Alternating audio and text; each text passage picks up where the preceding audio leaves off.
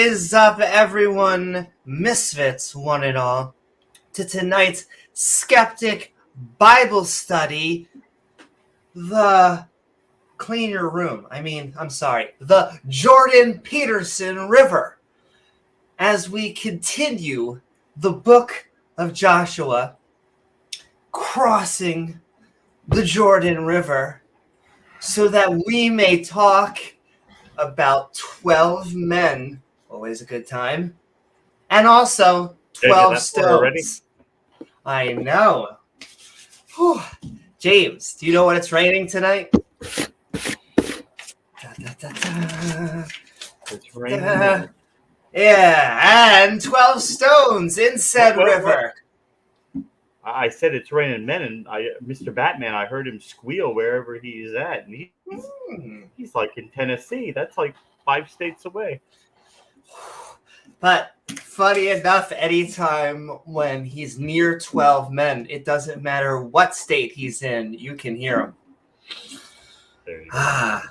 But yes, won't you join James W. and myself, Amy Newman, as we get stoned somewhere along a riverbed and read the book of Joshua, chapters 3 and 4.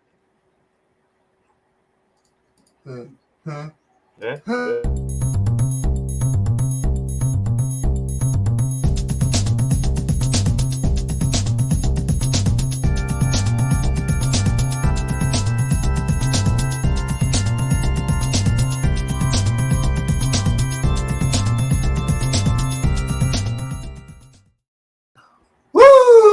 That's right, everyone. I want to thank you for joining us out there on the intertubes. Do not go in there.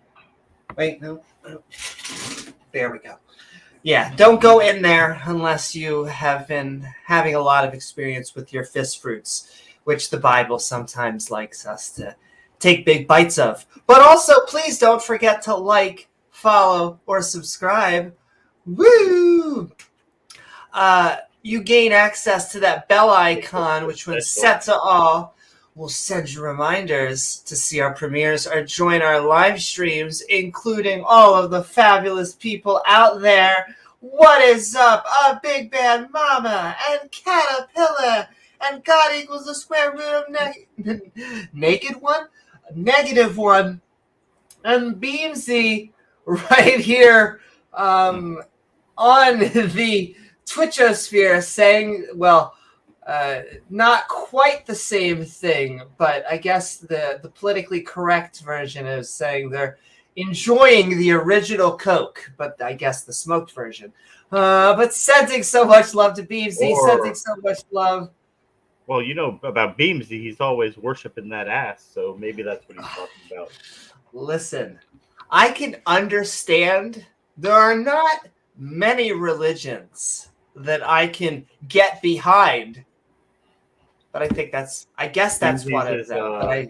Beamsy's is about as close as you can get, right? Exactly. Religions you can get behind, you know. I feel like we can get around this somehow. Yeah. Trying to think of other ass puns, okay. Exactly. It's not the ass, it's the curve of the ass. Oh, sure. I feel like that's a math joke somehow. Sending love to the Trusted Podcast Doorknob Head, Krish, Megan. What's up, Megan? And James Wolfe. It's a math thing. Yeah. But sending so much love. All right, with that, I mean, we have him set for, I think it was 5 or 6, it may be 7 or 8 trillion year contract now. Not as bad as I feel like the 50 trillion year contract or whatever you got with Scientology. But, yeah, we're sharing an apartment with Gilbert. And so James and I have him backstage. Gilbert, can you explain to everyone kind of what's going on? Some of you may be new to this abomination of a study. These schmucks begin by reading each episode's chapters along with the annotations on the side for funsies. The hosts are a tiny bit special, so don't mind if they butcher or replace everybody's name with something completely horrible or stupid. However, the gibberish that spews forth from their face holes will still be an attempt at reading this book from cover to cover, which I'm sure has tons of wisdom or an insight on whether we can or cannot put things up our butt.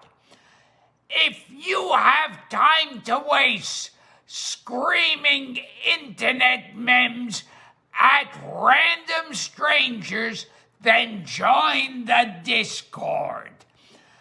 Or scream at them personally at your YouTube, Facebook, and Twitch streams. Finally, don't forget to support these idiots doing more lame shenanigans at Amy Newman's Patreon page.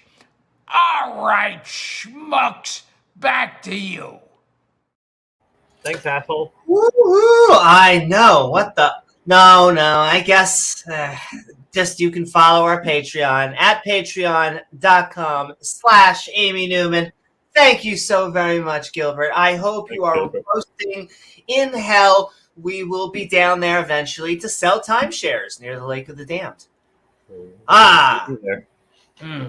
Honestly, I like the temperature. It's just either like it freezing or I guess on fire, and I'm partial to one way. Well, I'll tell you, living down in Florida, if global warming, if we keep getting warmer, we might as well be in hell down here. It's December and it's hot. I have to say, of all the states, there's two states that are trying to see which one can become hell weather-wise, because I love both states. But California and Florida are they're like, come on, global warming, we can definitely make it warmer. Well, I guess it's the whole world. It's just those two places are kind of geography-wise, leading the way. Yeah. Well, they're both beautiful, but a lot of them are built, with technology and under a certain. I'm trying to think what the right word is. Below the seafloor, there's a specific thing that we have used technology, but what people don't, because they're always like a few feet. Oh, well, a few feet of that, no one really gets a thought. And it's like, well, a few feet. And people are like, until you see a few feet of water over you, it's like, you know what? Anyway, sending love. I'm sure it'll be fine. How much land is like less than like 5 feet above sea level? Yes, exactly. And it's billions of you, or is it? It is at least millions, in the hundreds of millions of people, because both of those are highly populated areas. Once again, it's like the person with the burning house and the dog. I am sure everything is fine. Everything is amazing. Everything is awesome. Everything is cool when you're part of the team. Little bit different, but sending love. And also sending love to our Patreons, our supporters, who you can join right down there and get our evolving badge system. Sending love to both of our supporters, along with all of the people who send in super chats and all of the love. You'll feel better with that money going to us. You'll feel better.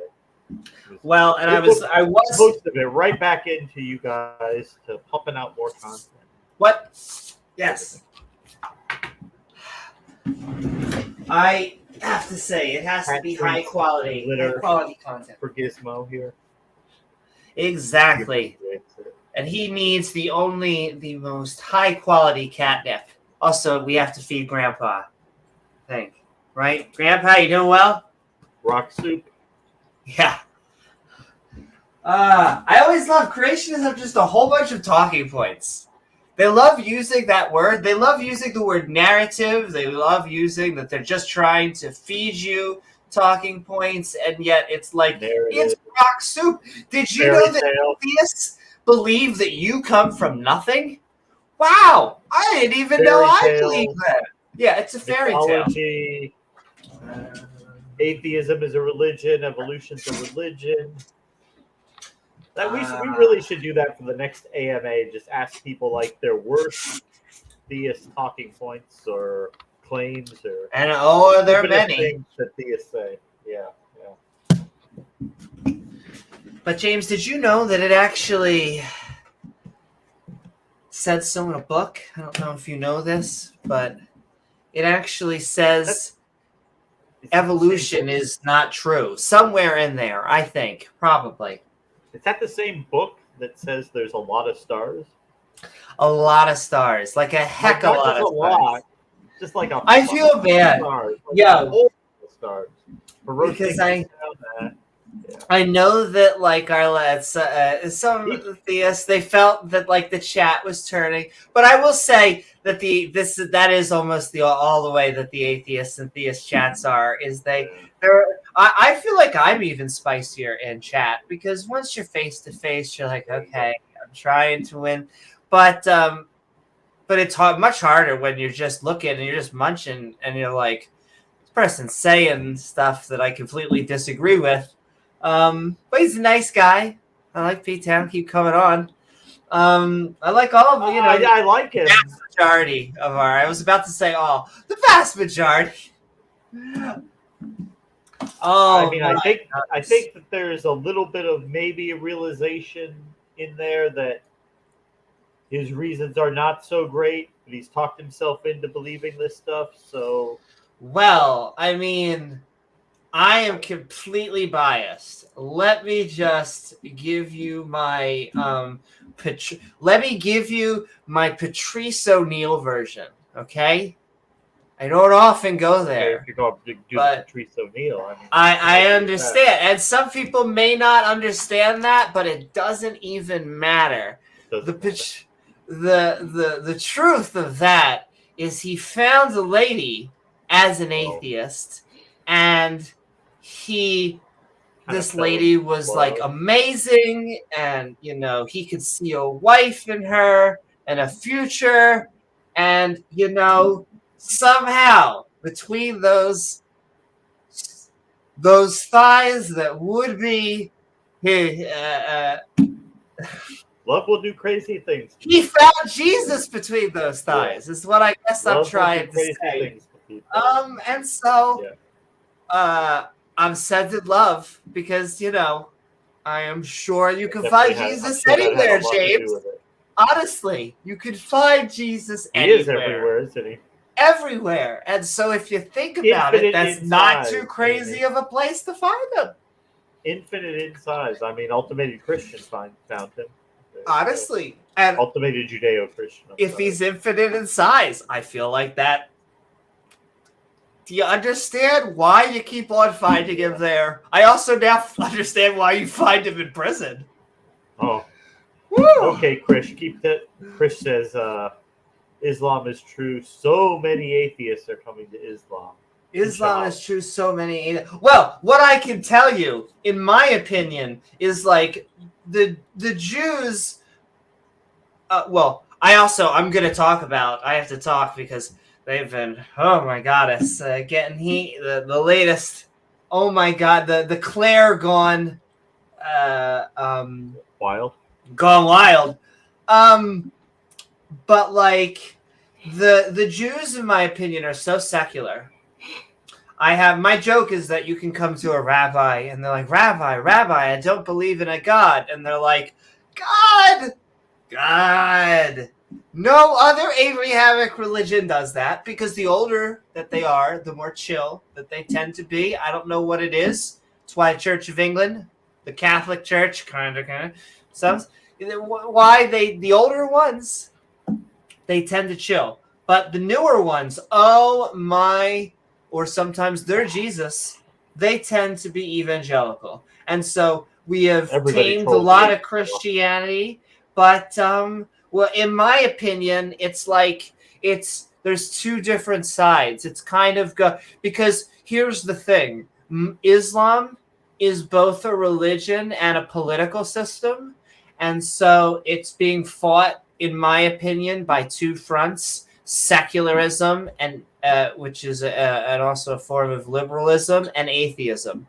You can tie those three fronts together. They're not all the same words, and it didn't have to be that way, but because Islam has kind of like, they're if you sell it as a religious political system,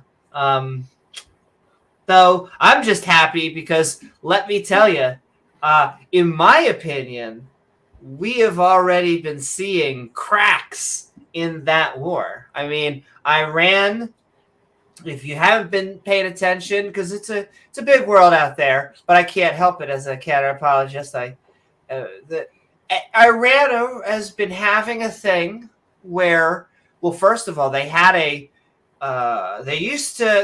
you see pictures where they used to look like much more liberal and secular. I hate to say the West, because every time I say the West, I realize what we're really talking about is just a country secularizing and liberalizing. It doesn't really matter what the religion and the background is.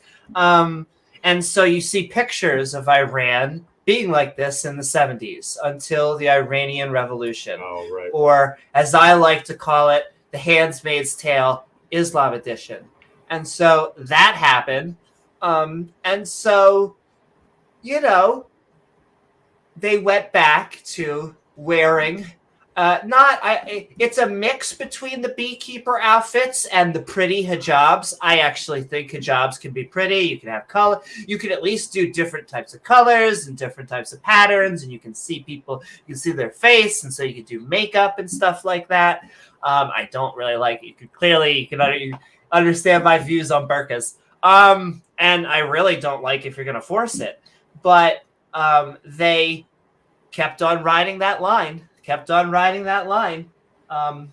until the morality police, well, they beat and ultimately killed a woman who was wearing, in my opinion, the cute version, a hijab, but was showing the demonic, lustful, a little bit of hair.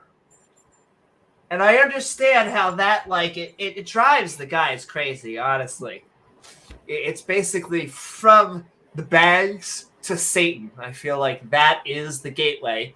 But, the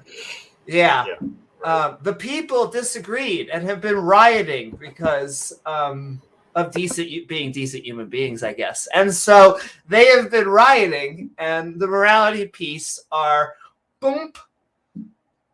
And it didn't happen from outside pressure. It did take inside. It's saving society. What does that even mean? Like as a former Jew, I just try to imagine the kippah is saving society. You must understand, it's not just a yarmulke, but we take it off and we put it here, and now we are Iron Man. Just help me out on this. What does the hijab do? I'll tell you, if you are a Muslim superhero, wear a hijab. Otherwise, why? Okay, I'm trying to figure it out.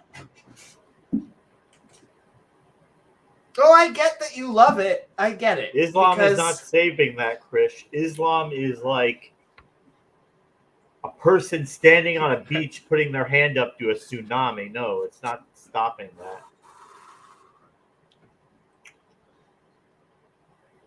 We just have to teach, I guess I always say guys. It's mostly guys, but guys and girls. Can we just teach guys and girls to be decent people? You can have thoughts. You can be like, wow, cute. And then Everybody does all the time. And then that's it. There you go. You can flirt with them, or if they reject you, then that's it. Go get another drink and go play a video game. Don't know what exactly. It is literally like it is shifting the burden of clothing. It is someone else's problem to have control. If they want to wear a mini skirt and be a Muslim, ba-da-bum. Well, then we'll just be idiotic, and we'll live in a first world society, and we'll just keep on doing what we're doing then, and Islam can keep having to force people at the gunpoint to follow its precepts because, If you have to force anyone to do anything, it's so wonderful. It really is. It is wonderful, but if you don't do it, we're gonna shoot you. And we'll only go. I know we always get in things. I know this is supposed to be us attacking the Judeo-Christian Bible, but we can't help ourselves because they're all kind of silly. So they're in that. They accept a retconned version of it because they don't accept the Bible, but they have absorbed enough of the Bible and retconned it to where it's it's enough silly. Okay with, but they have they retell a lot of the same stories. So they'll take the Adam and Eve story and retell it, and then it's a little bit. They'll take a lot of the different prophets and a lot of the different and do like a greatest hits version. Prophets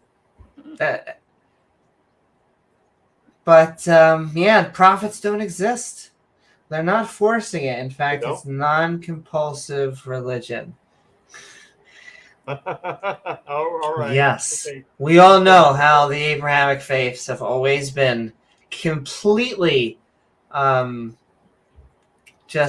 we know never spread by the sword.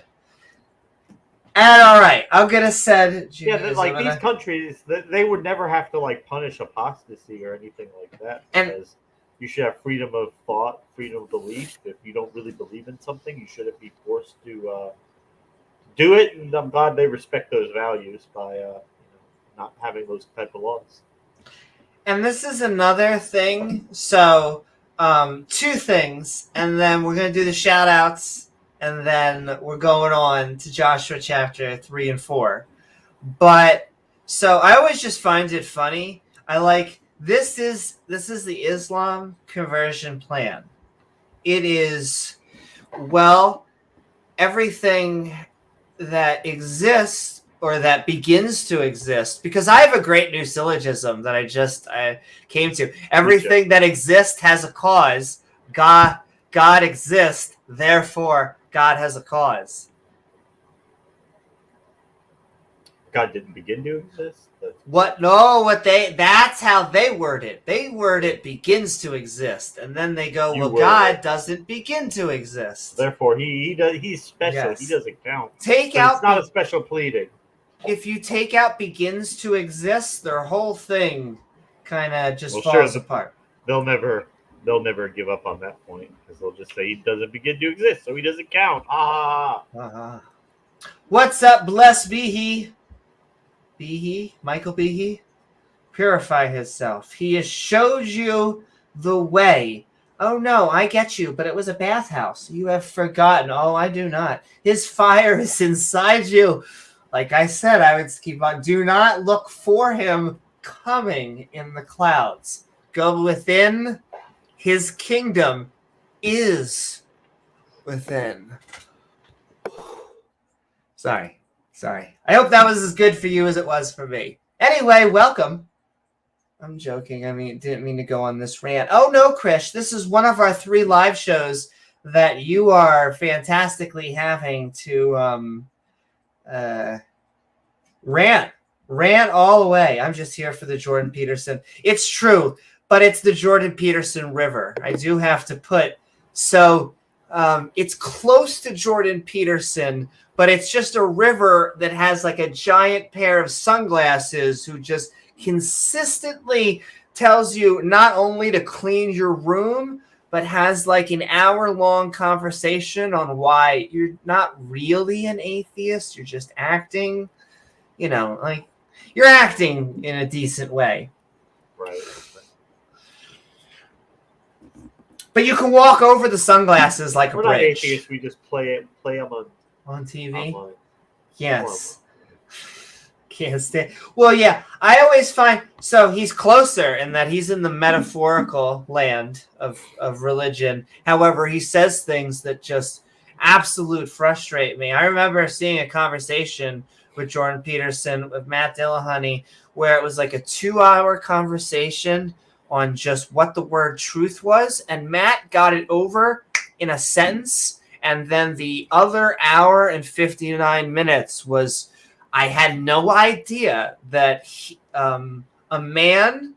Look, I'm not hating on daddy figures with gray hair, but I had no idea they could do gymnastics that high.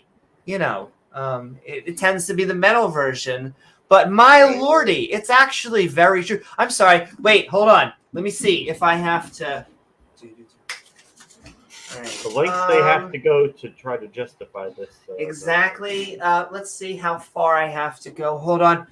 Truth is what corresponds to reality. Oh. Huh. Wasn't that high. Huh. Didn't even have to change outfits. Do. Oh my. Now we're talking. Is that why? Titan Uranus. I just have to say that I would like to say a daddy figure with gray hair and a beard. I just wanted to say that sentence, all like that. Daddy issues. Yes, I'm not sure if I should do. Yeah, I'll do the thing and then let me do the shout out really quickly. So, including awesome, I just want to say, we were saying about awesome Patreons. Once again, you can help support us at patreon.com/ABNewman, as well as channel membership, like down below. But that includes amazing supporters like Oz from the Atheist Network Group at youtube.com/The Atheist Network Group, including the Queen of Production, Jena, the amazing Biddy Buddha, Shane the Skeptic was just hanging out with us in the not the Twitchosphere, sending love to the Twitchosphere, and the Discordosphere. Both of those platforms, Twitch and Discord, I'm going to be trying. It's my New Year's resolution to actively grow those as well as sending the whole Skeptic and Ranting community on YouTube and all over. Excuse me. Ian Davenport sending so much love. A grumpy old Cuss sending so much love. He makes us scream at the all of these creationist arguments. Sending love. Well, we sometimes get asked, like, what are the best creationist arguments? I don't know if that is a trap. I know you have to steal, man. I feel like the only honest way I can answer that are what are the best misconceptions, or what are the best ways that are most seemingly are attractive for, like the Kalam is seemingly attractive to on the fence atheists and theists. However, it's not attractive to me at all. I don't know. Maybe it needs another round of lift stick, or maybe it needs to lift more. I don't know. Really doesn't. But yes, sending love to Grumpy Old Cuss, sending love to Diana Smith, who reminds us that, 51% of I was sending statistics that women are actually, at least in the States, more in colleges, have filled up the colleges and universities, and I hope that is triggering to all of the fundies who like to think that they're just indoctrination. That is the greatest irony. They're like those schools, those indoctrination facilities. Meanwhile, they're like, isn't that right, my Lord and Savior? Huh? Isn't that right, Daddy? All right, whatever. They just don't like the competition. I know, exactly. Sending love to Pat Lowinger out there, who's done many fantastic Talk Skeptic to us. We are going to do many more with him. I know he has many fantastic classes out there. He does what creationists are allergic to. The skeptics do this. It's called research. Makes them break out into hives. Or her. Don't forget those young Earth her creationists. Oh my goddess, it just made me think of Cindy. We love Cindy. She is an amazing human being. She at least is open to new information. She says silly things like creationist, but she's a sweetheart. And I've actually heard her change her mind. And that's really, She does. what else can we ask for? Yeah, right. Sending love to Dale Pastel, who we're just looking for a little bit of skeptical evidence, a little bit of empirical evidence. A little bit. Sending love to Dave Gar, who reminds us the Earth is really thick, and we're okay with that. We kind of like a thick Earth. Got those curves we were just talking about earlier. Send love to Scott Duke, who reminds us one of the most triggering points. We are animals. So, no. So let's do it like we do on the Discovery Channel. Yes. Also, that's another true thing. Sex just seems to trigger them. Don't have sex with other animals. Please do it within your own species, and with consenting adults. But besides that, another thing. There's some people who have sex with the opposite sex. The same sex. I know. Don't let Matt find out that he's having sex with women. But did you know? I just saw this. Indonesia just banned sex outside of marriage. Whether you are visiting or living there, visiting, you cannot have sex whether you are married. And this is, it's walking a fine line politically, but this is like what Randolph says. And Randolph's made this point before that when they're in our societies now and they're a very small minority, they're fine. They don't bother anybody. They're not imposing about their value. But as soon as they get to majority, as soon as they get to like 53, 54%, the gloves come off. And it's like, no, now you will follow our edicts, or this guy with a stick is going to beat the shit out of you if you don't. Once again, not the sexy BDSM version, more like the Orwell going insane version. Claire on crack. Yeah. And I'm going to get to that PSA later. I have to do a PSA on that. Because I have to. I would be remiss if I didn't. We don't, not that big a platform, but big enough, and not infinite in size, but not infinite in size, but at the rate that this person is going down in a spiral, maybe they will be as big as us. So, anyway, sending love to Scott, sending love to Regos. Excuse me. Regos. Made myself choke. Sending love, which, normally it's other stuff. Infinite in size. Sending love to Regos, who reminds us we actually do have a Skeptic Bible Study. We should throw one of those one day, James. Exactly. We cracked open Joshua. Oh my, did Joshua crack open us? And so that is what we are reading tonight. Speaking of sending love to the lovely, the fabulous, and amazing Rachel Holland. Woo! Rachel. Do. Boo, boo, boo. Mwah. As well as, we're reminding us also that, worshiping, getting on your knees for your partner or multiple partners. Hot. Taking like a rifle and pointing it to their head and saying, "How would you like an arranged marriage? To the king." Not so hot. Or, what? Happy 9th birthday, Aisha. I know you're saying some of those were really fucking funny. I always felt Allah wants me to give you. I used to feel awkward asking those questions on modern day debate, and like people would like they'd be like, "You gotta ask those of my fucking question." I would ask all super chats, but at least some of it. But what got me over asking some of those questions is like how fast the Muslims have answers for them. Weirdly fast have answers for them, like the apologetics for 9-year-old weddings, or I guess or just that subject in general. I guess repetition brings the. But like it goes anywhere from like she was 11.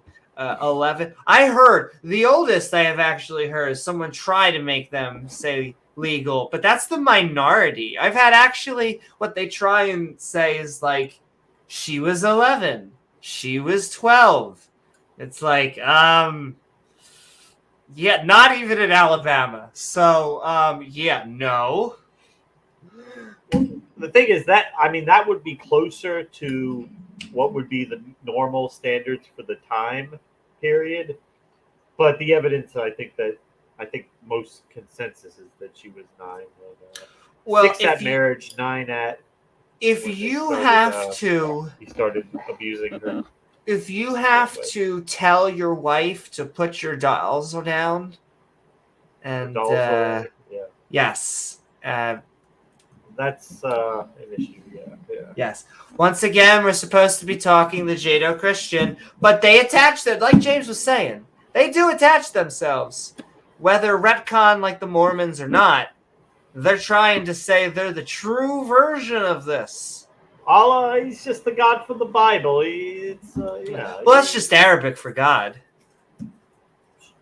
Sure, but they always refer to him as Allah. But it is. Yes. Well, so it's complicated. So Yahweh is the God of the Bible. Allah is Allah.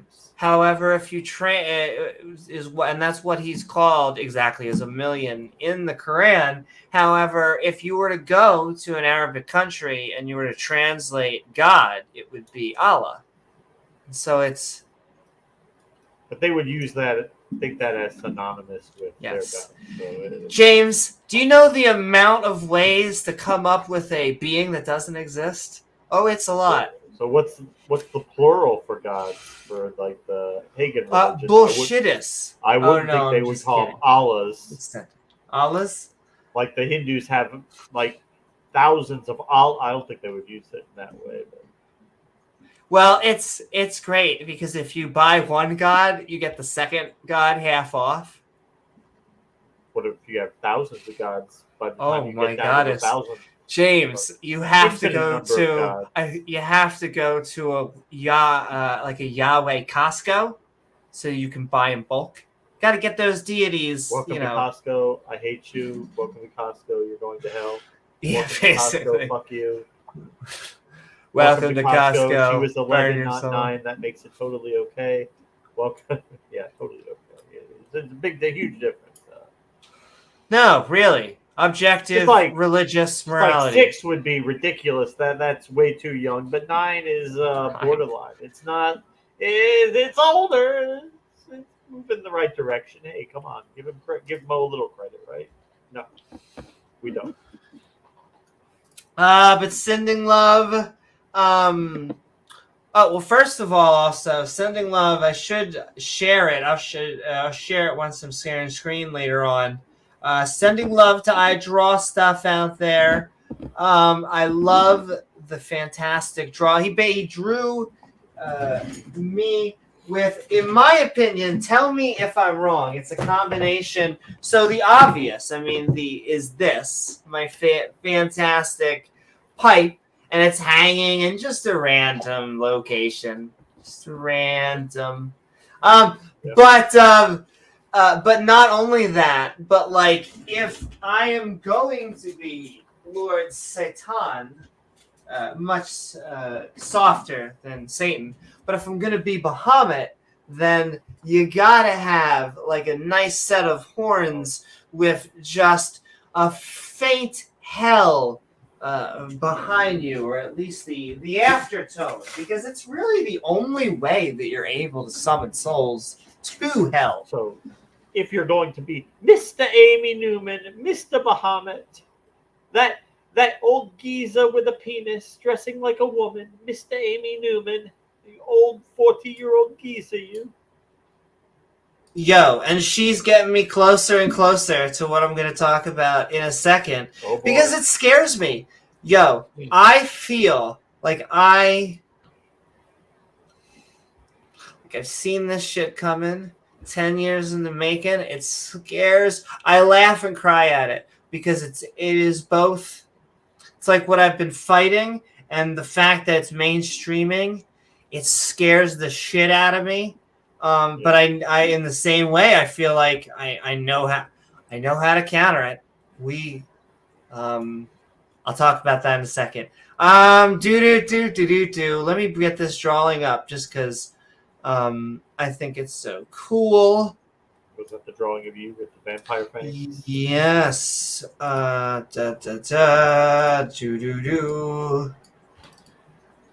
Let me just share screen with everyone there. So thank you so very much, I Draw Stuff. I think this is fantastic. Yo, tell me that is not amazing. With the pipe sticking up. That is good. That is really good. Amy Baphomet. A little Baphomet right there. The pipe sticking up. So thank you so very really much. I Draw Stuff. I know, and I feel like this is the first time I've ever had fan art. I'm honored.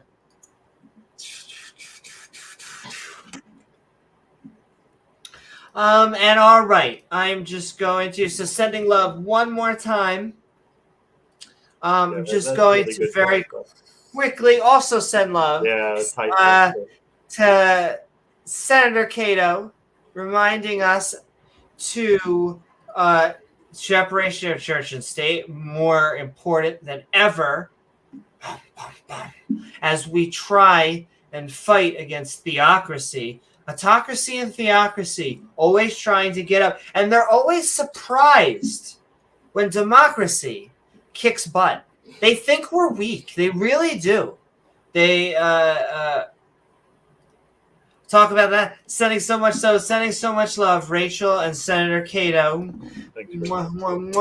And sending love to James Wolfe as we howl at the moon. We send some solemn out there. He is like Pat and like Mark and so many people actually doing research. It's amazing. You know, that little kind of thing out there that creationists are afraid of. Oh, yeah. So much love, James Wolfe, as well as sending love to Disciple Day, the skeptic theist out there, sending so much love out to him. Welcome on board and sending so much love. And like we were saying, thank you, the two last but not least, Ian Davenport, sending so much love. I see him all over the non-believer community out there. He sends a lot of love. We're sending the love right back. As well as last but not least, Matt D, reminding us, here's Ian Davenport for science, and as well as science in our heart. Well, you don't really, I guess, need the heart. You just need cold, hard science, but our hearts love it. But as well as Matt D reminding us that they don't have models. I don't know why this is such a hard concept. A model, a theory, a framework of facts. They hate that word too. Oh, it's just a theory. I used to say, we used to compare like evolution, the germ theory of disease, gravity. And at this point, I don't know if so many of the theists don't believe in those sometimes, though there's lots of theists that do. I'm trying to paint with the smallest brush as possible. But like, oh my lordy. It does just seem, though, once you reject evolution, that, hey, is gravity, has it ever really been proven? James, have you ever been on a spaceship? No. They say time is relative. I don't get that. It's all bullshit, probably. It's all probably bullshit. Just made it up so people won't spend their time worshiping the Judeo-Christian God. Exactly. It's all a vast conspiracy, and that is going to bring me to the final thing, and then we'll break it up. I can't help it. So we are going to be cleaning up all of the Patreon supporter and all that and we're doing this in favor of our subscribers and viewers because we want to give as much time to them as possible. So this is going to be all cleaned up. However, our supporters of our Patreons and our channel members are all going to have a 1 month grace period going forward, and that's just going to be built in.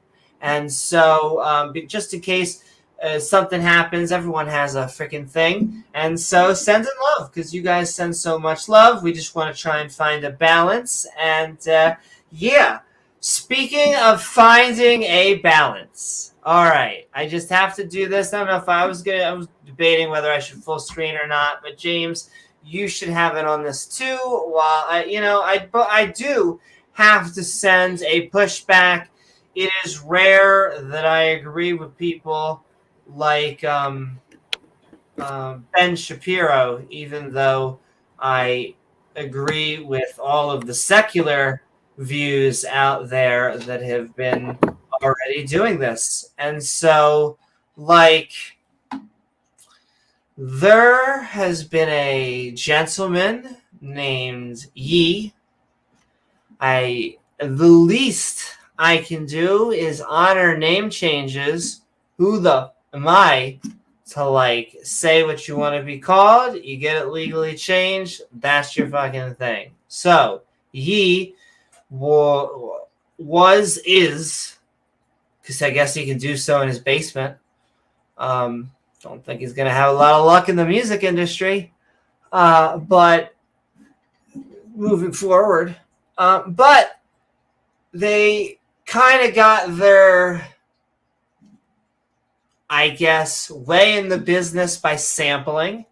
I am a producer. So there's only so much I can on sampling, okay? Because I think that, there is still a little bit of artistry there.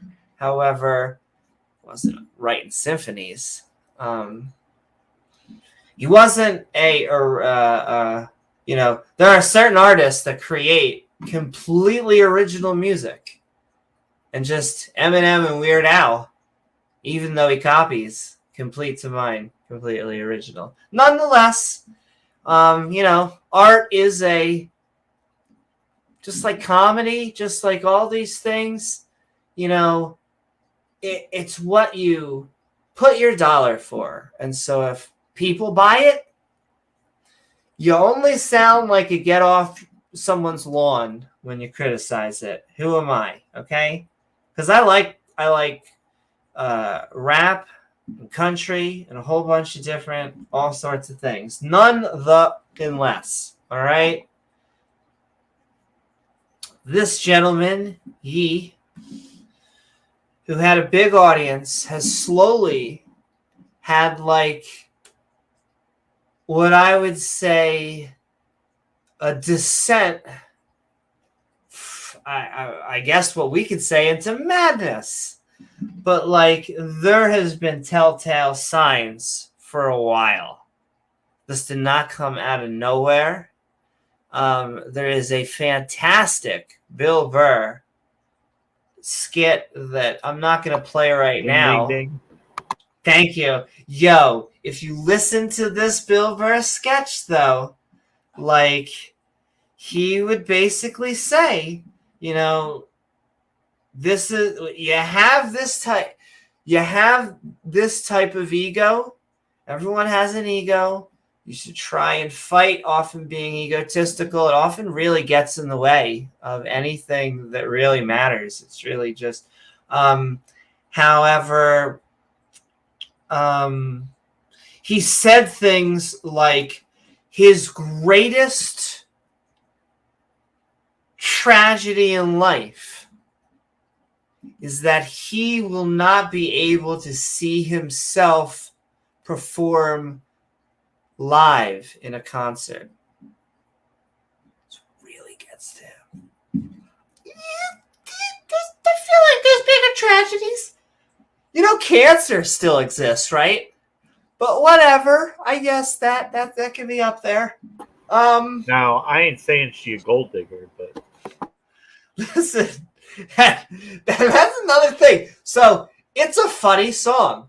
Once again, it is one of those right about now funk stuff. Like, I get it. Like, that's both a amazing. It's really catchy, and yet I feel like it's one of those I could eventually learn the lyrics to. And once again, learning lyrics is not an easy thing. I'm not trying to say, because that's actually hard. I found that out the hard way. Like going up singing once many years ago, and since then you better learn those lyrics. Nonetheless, moving forward, this descent into madness included what I would say is two-pronged, but one of the prongs is James and I's bread and butter. You know, he went from singing about ladies and gold. James, I hate to bring it back around somehow, but he found. You always do this, Amy. Bring everything with you. Oh my gosh. I know. Whether it's the flat Earth, whether We're just it's here to being talk a about tranny, why the Earth is flat. No matter what subject, James, he spread thighs, and I actually don't think it was the thighs that did it. However, he spread something. Maybe it was his butt cheeks, and found Jesus and started writing gospel albums. And so, in between that transition, he started to get really into religion.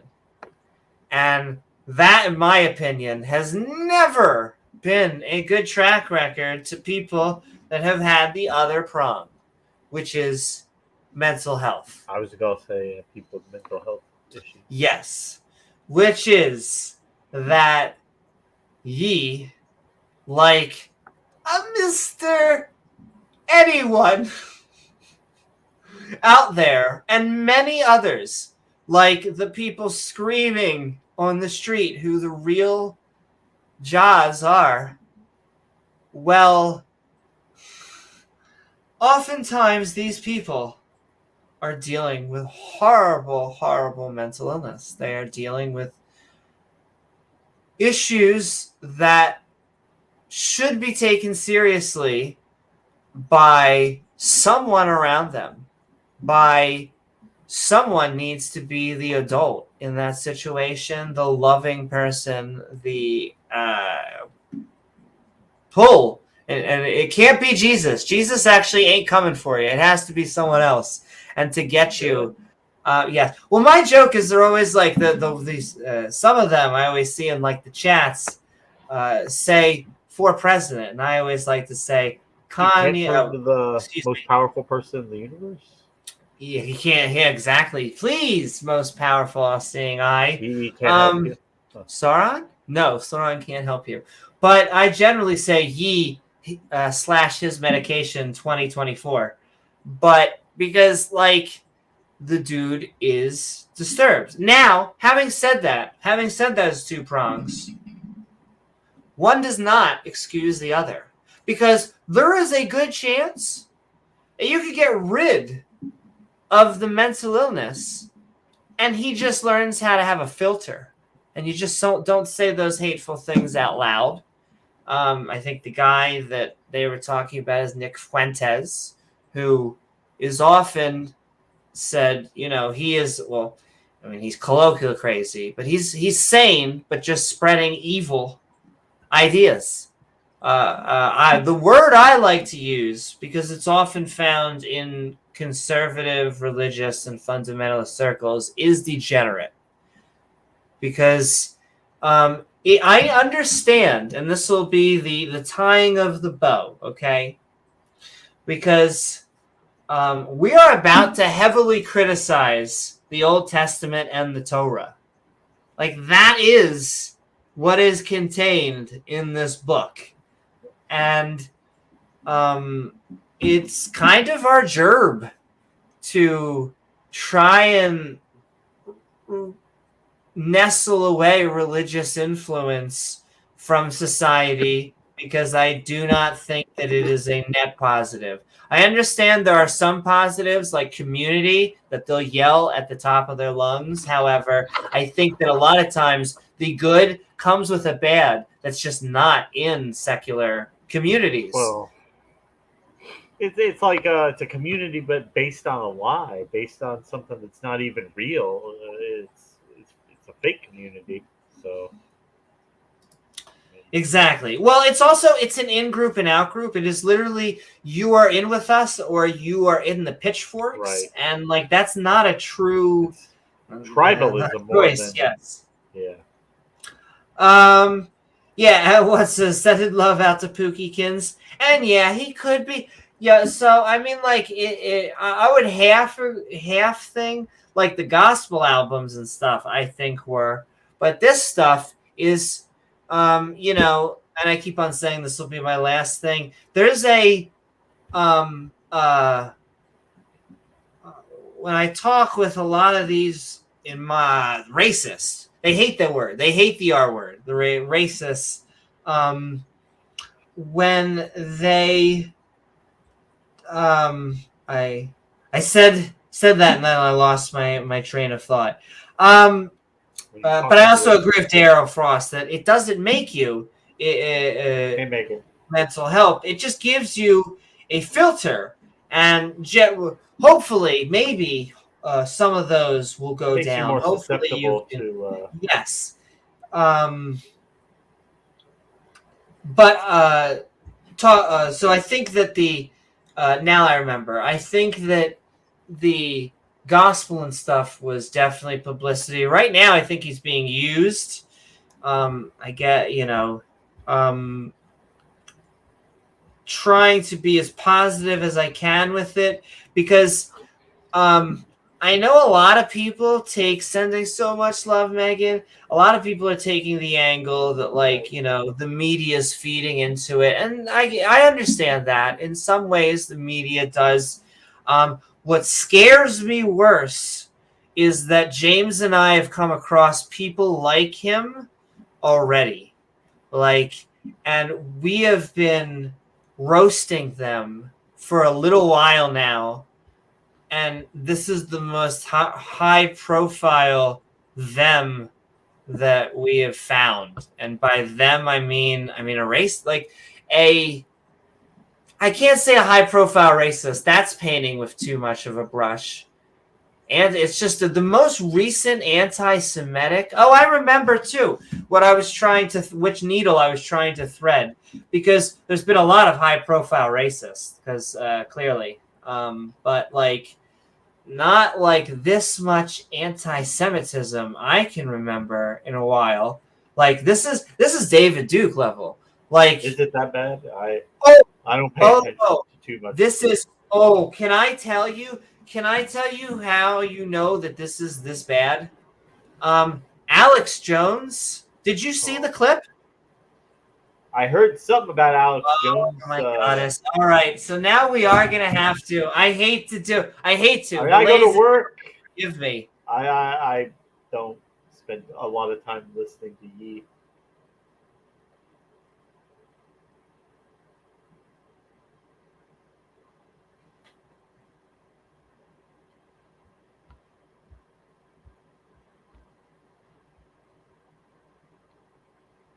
So there's like a million clips of it. The question is, can I actually find like the whole one? I think I'm just going to play this 55-second one to really give you, I guess, the final context, and we will move on. But I guess filed for bankruptcy. Yeah. Okay, this is how you know that you are going crazy. So there are 3 people in this room. Alex Jones is by and far the most sane person here. The most sane and rational. He is, and like Big Baba says, I find that hard to believe. Getting highly uncomfortable by the I've never seen. Oh, he's saying not to play it? He's saying do play it. Do not play it. Do not play it. YouTube is giving strikes. Oh my goodness. Okay. I guess that's true. Okay. He is our TOS guy. I'll look at it. All I know is that yes, he's giving out water bells. Okay. So Alex Jones, I'll just do my rendition then, without saying Godwin's Law bear.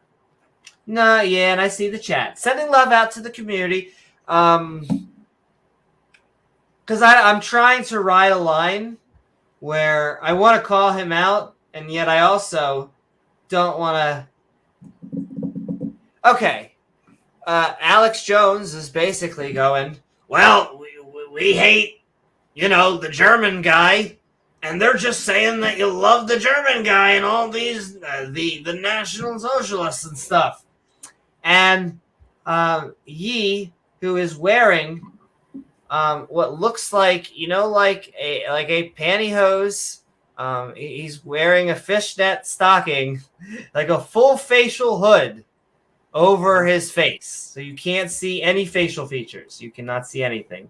It looks like, I just hate to keep on going back to like this kind of thing. It is the type of hood that a supervillain wears, and it is the only acceptable time, like the only time that he would have been granted to wear this is if he was able to shoot beams out of his hands.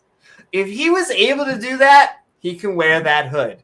It wasn't like a COVID. It wasn't like some people are like, it's a store hood. No, it was not. No, it was not at all. It was, I'm about to take over the world, and I'm pretty sure I'm about to monologue on why. But okay. Yes, it was a full creepy black can hood or something. Something was going on. And so, and then Yi rebuts Alex Jones and says, no, don't say that. There were many goods about German mustache guy. Oh boy, okay.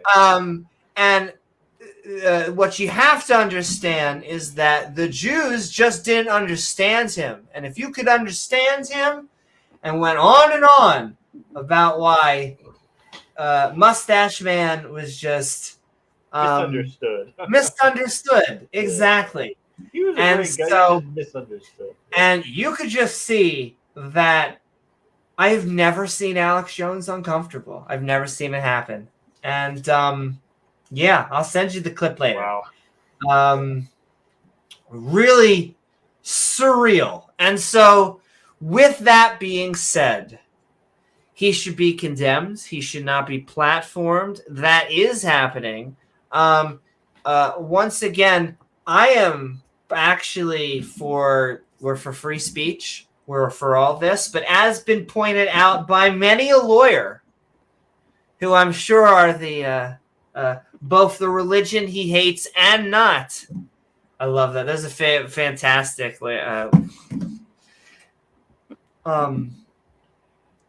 Curb Your Enthusiasm episode where Larry finds out his lawyer is not Jewish, ends up firing that lawyer, hiring a random Jewish lawyer he met on the train. And spoiler alert, at the end of the episode, he loses everything to his wife. The wife wins everything in the divorce. Just a funny episode. So the final blow is he has lost over $1 billion because of his loss of contracts. That's not a secret cabal. Wait. Soros is telling me, yes, it is. No, it actually is just that you're not good for ads. You are not good for selling product. And so you are gone. And that is actually, once again, that's not the government. That is the free market. Maybe if like Pfizer could come up with like a antipsychotic drug that would work, he could be the spokesman for that. Yes. If he became sane again. Exactly. Two things have to happen, okay? For us to, it's not a Christian or whatever thing. We should all seek forgiveness for the bad things to do, but it's two-pronged, just like the two-prong problem. Number one, he needs to seek help for his mental health. If he seeks help for his mental health, if and when that happens, hopefully, when and if, either way, he then has to question his views. And if he has racist views, then he needs to address those. Because he can be I don't think you can be. I would disagree. I think it's really being racist is not mentally healthy. But you can definitely not be having a mental breakdown and be a racist, because clearly there have been many a politician. So, yeah. Anyway, those are the two prongs. That's the finishing up. We are at hour 1. I just had to. Whatever.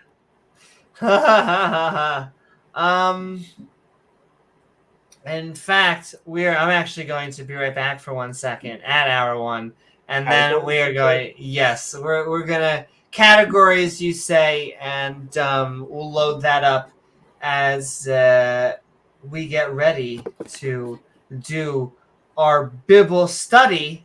But some of you may be asking, what Bible are we about to read? Well, that is a fantastic question, which brings us to our categories. Before we begin, I'm going to start by going over the specific Bible we'll be reading, along with some helpful category marks. Categories, you say? Why, yes, I do.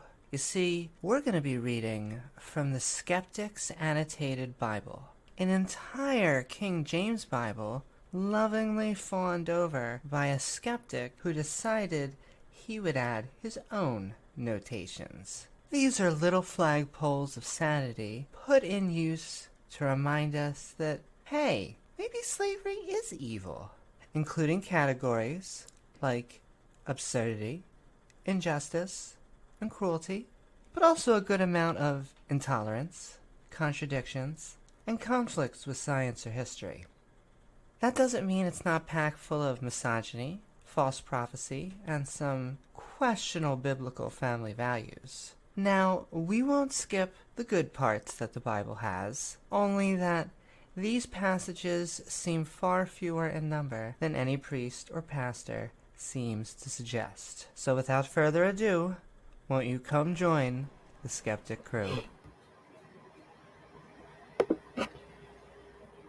Hope everybody's having a great night tonight.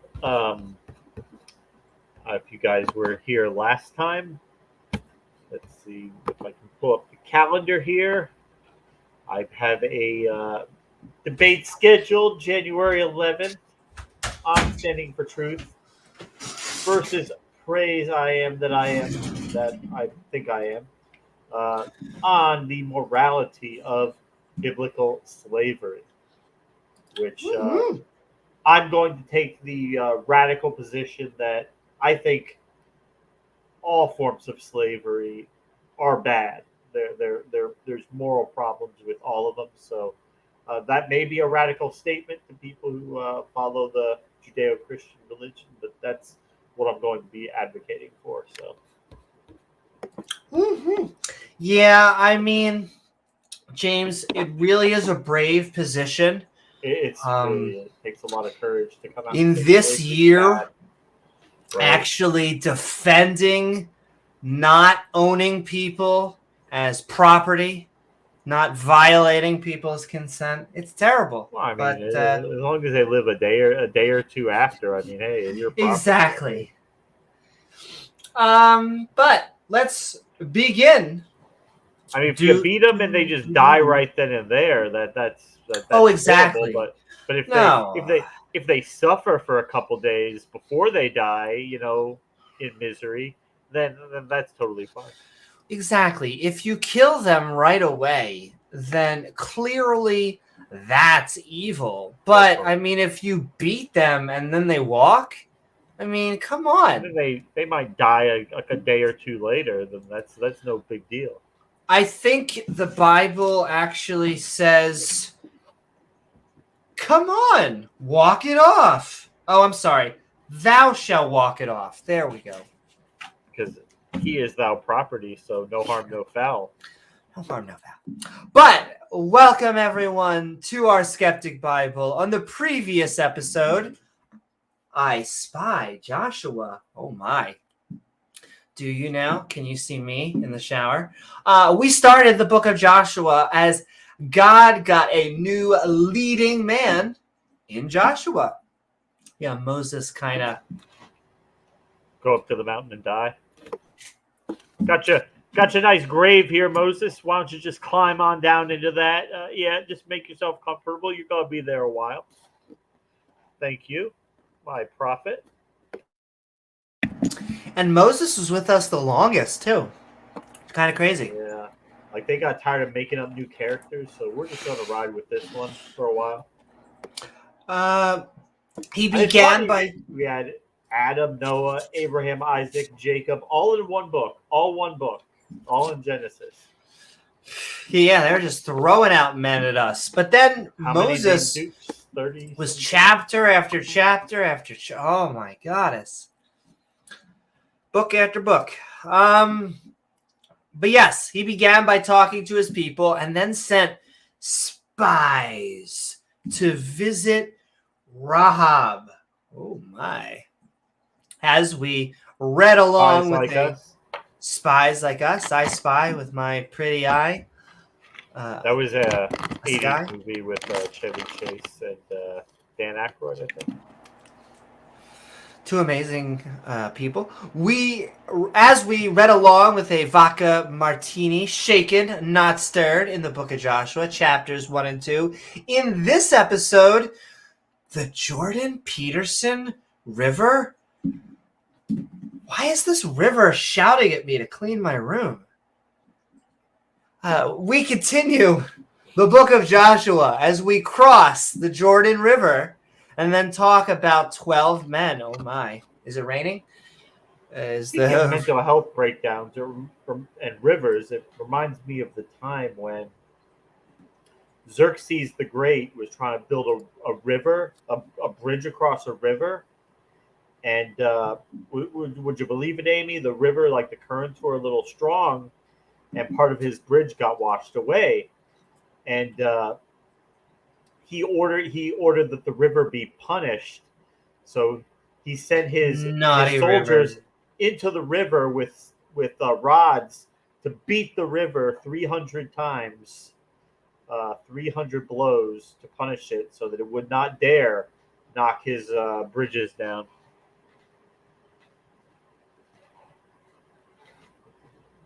Yeah. Such a naughty river. Naughty water. That's right. Clean your riverbed.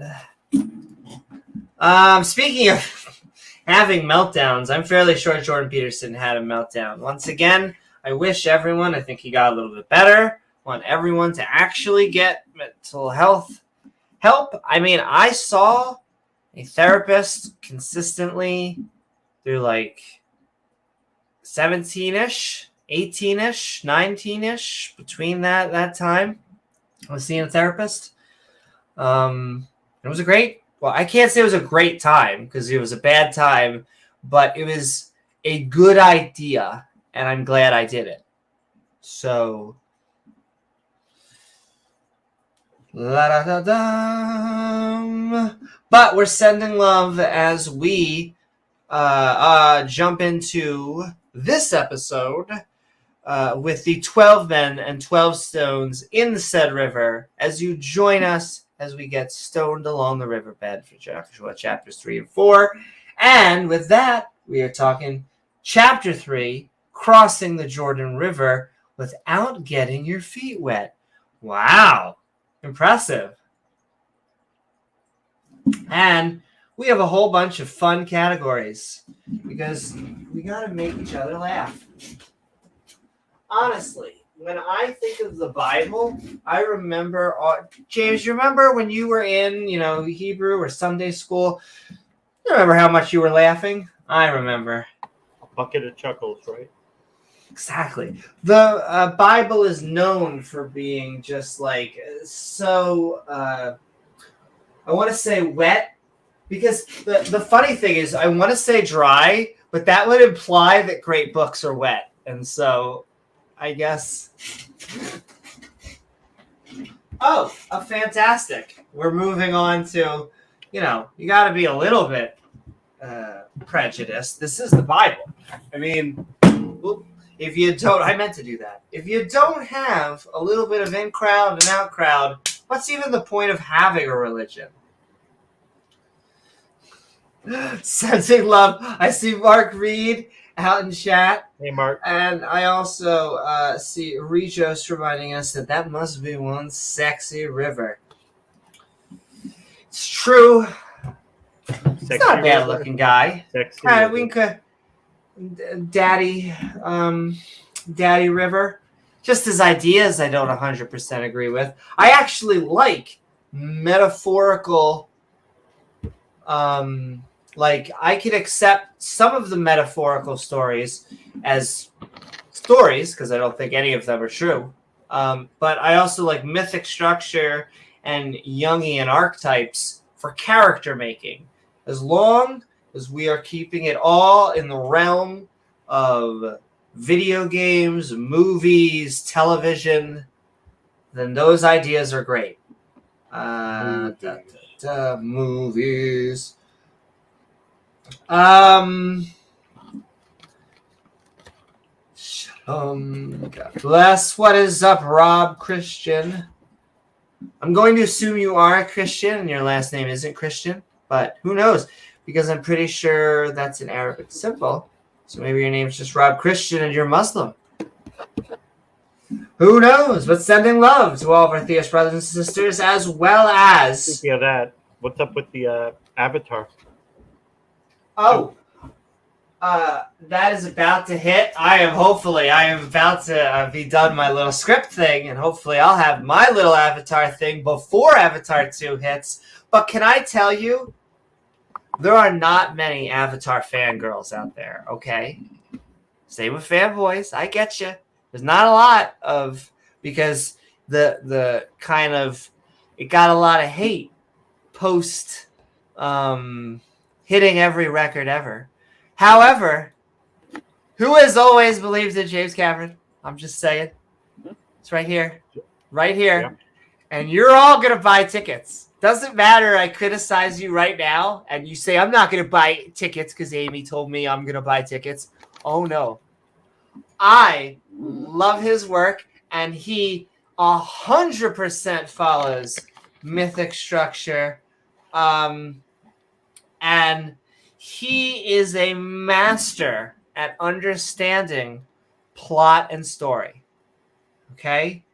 He knows very well how to plot things out. That's why those big reveals, wow, where did they come from? Good plot. And then he reels you in with the story, because the plot is what you come for. The story is what you stay for. It's going to happen again. James Cameron. This is the movie about alien forest worlds. Yes. Can I tell you why? And this is my last James Cameron thing. I know. Just you went to Marinas Trench. What's up, Logan? Just to make Titanic. Yes, that is true. He basically makes all of his movies just to do something, but every time that he does something, it pushes the industry forward, and it's something that we've never seen before, and so it makes everyone have this awe. Everyone tries to emulate it, but you can't, because no one has that motivation that he has going into it. Now, other filmmakers can have that. I think Jordan Peele has that in a way, creating worlds, making us taking new spins on things that we haven't seen before, while still being high quality. He has high quality plot. My favorite recent quote about Jordan Peele is the only difference between comedy and horror is the music. Okay. But Sending Love coming out next week, 10 days from this filming. Yeah, But it may end up by now, if you're watching this on rerun, it may be already out. And he's already broken records. Anyway, Sending So Much Love. What's this? We have this is hitting people in the face with tribalism. Oh! We don't often see this, even though they like to go to war over it. But this, I can find, is interpretation. Oh!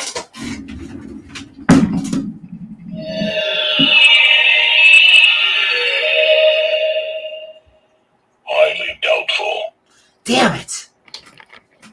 And I was going to go to war over that. All right, everyone. The magic crystal ball said I was right. All right. Well, that take care of that. Nope, you're right. No one was with me. No one saw it. Anyway, I got a country to go claim because the crystal ball told me I was right.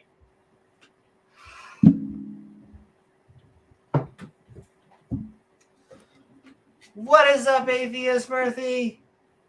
Yeah, I'm sending so much love. The supporters, the viewers and subscribers, all because of you guys and gals.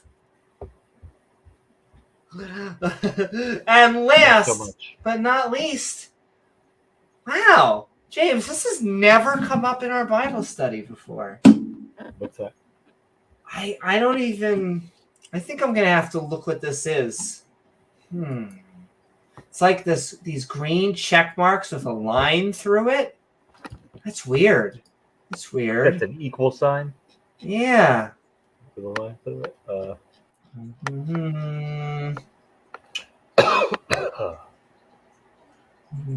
Normally they have the about on the very thing. But as I get roasted by the website, that is. Conversation is being recorded. It is? Oh my God. But a contradiction in the Bible, that's right, does not equal. That's weird. How can there be a contradiction in the Bible? That's impossible. But also, Rob Christian says, I'm not Muslim, I'm just Middle Eastern. All right, well, welcome on board. We love all our atheist brothers and sisters, our theist brothers and sisters.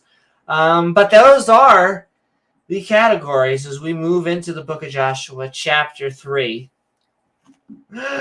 Crossing the Jordan River without getting your feet wet, which is great. I feel like you don't even need to have shoes. I feel like I should get a different beard. Get real beard? Well, you know, I'm not sure what Joshua quite looks like. We all know what Charlton Heston looks like. But, like, I feel like I should just, like, put black or, like, blonde or red hair and, you know, make him look younger. And then there's Joshua. If you said Middle black, Eastern? then you'd be like KJV. Well, I meant the Or, hair. Rebel. I'm trying Yeah. to think. Yeah, what it is so funny. The funny thing is the people of this that were writing of this time were definitely probably tan. It was neither really light skin nor really Most dark likely. skin. Not that it matters what skin your color is when it's a holy book, because spoiler alert, they're all bullshit. I don't know, like, but yes, we are crossing the River Jordan. We are crossing Jordan Peterson. We're crossing his glasses. All right, and Joshua, a younger version of this guy, he had something rise kind of early in the morning. It happens when you take a bunch of Alex Jones's free testosterone pills. Free roaming, I'm sorry. For some reason, that makes it better. And they remove, oh my. And they remove from Shittim, that's what the book says. That's not even us this time. Came to Jordan Peterson. He and all the children of Israel and lodged there before they passed over. Thank you. Don't pass over. That'd make a great holiday, though. And it came to pass, because you drank a lot of water. It happens. Even doesn't matter. It happens more often when you're older, but even when you're younger, you should be drinking a lot of water, so that doesn't happen. And 3 days, not 2, not 4, don't be a heathen, that the officers went through the host or a hostess, whatever you're at TGIF or Applebee's. And they commanded, because that's, I guess, hotter than just saying I told them what to do. The people saying ma-diddy-diddy-dum when ye goes a little bit crazy. I love this also because it's the only time that we're going to talk like, hey, guess what? The Ark of the Covenant.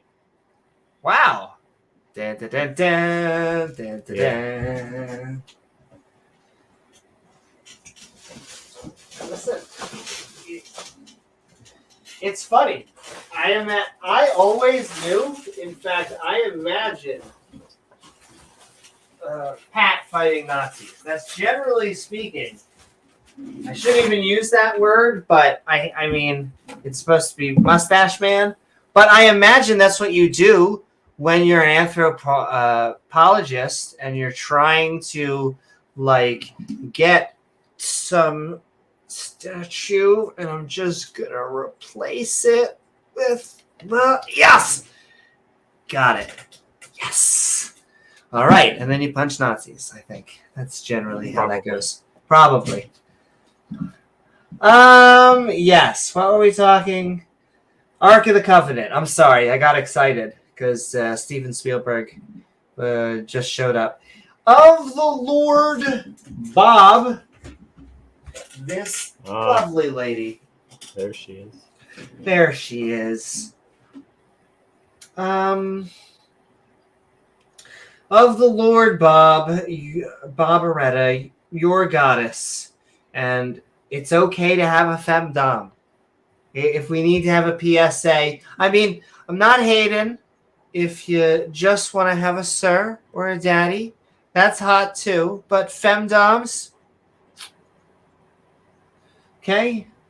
And Ark of the Covenants, the Lord your goddess, okay, and the priest class who was level 60 and throwing a lot of bubbles on there.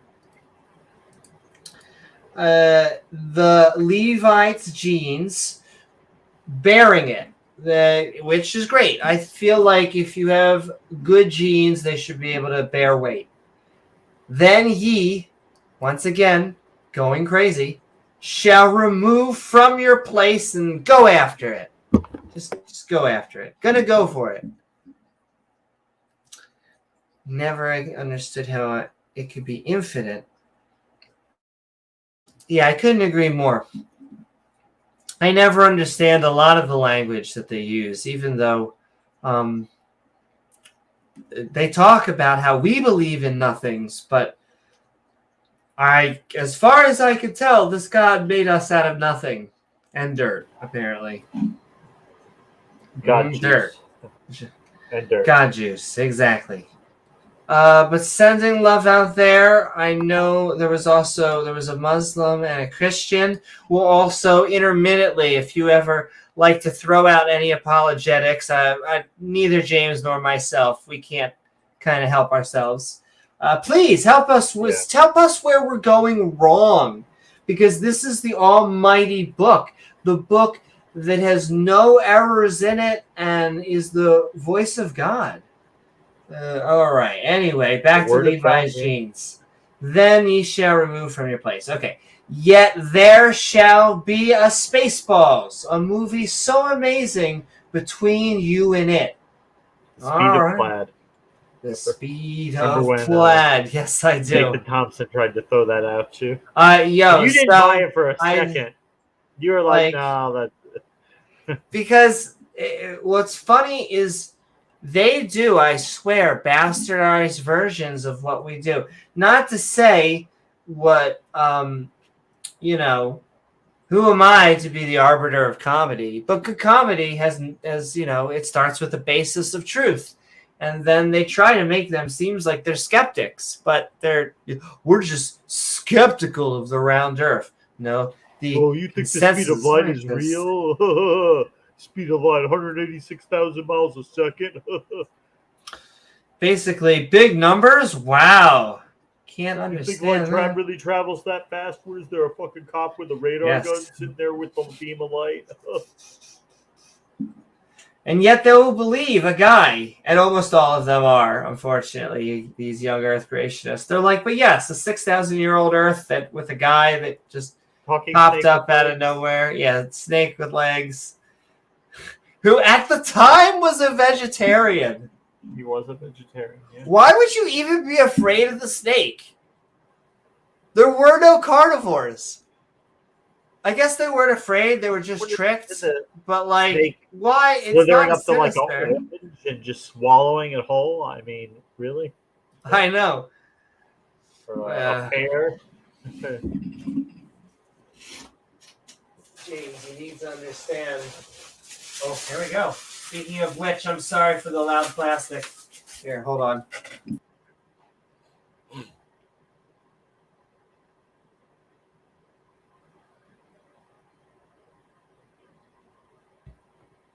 Here we go. I'm very dedicated to bringing up history. I mean, James, excuse me. This is history in the making. This is basically what should be taught. History.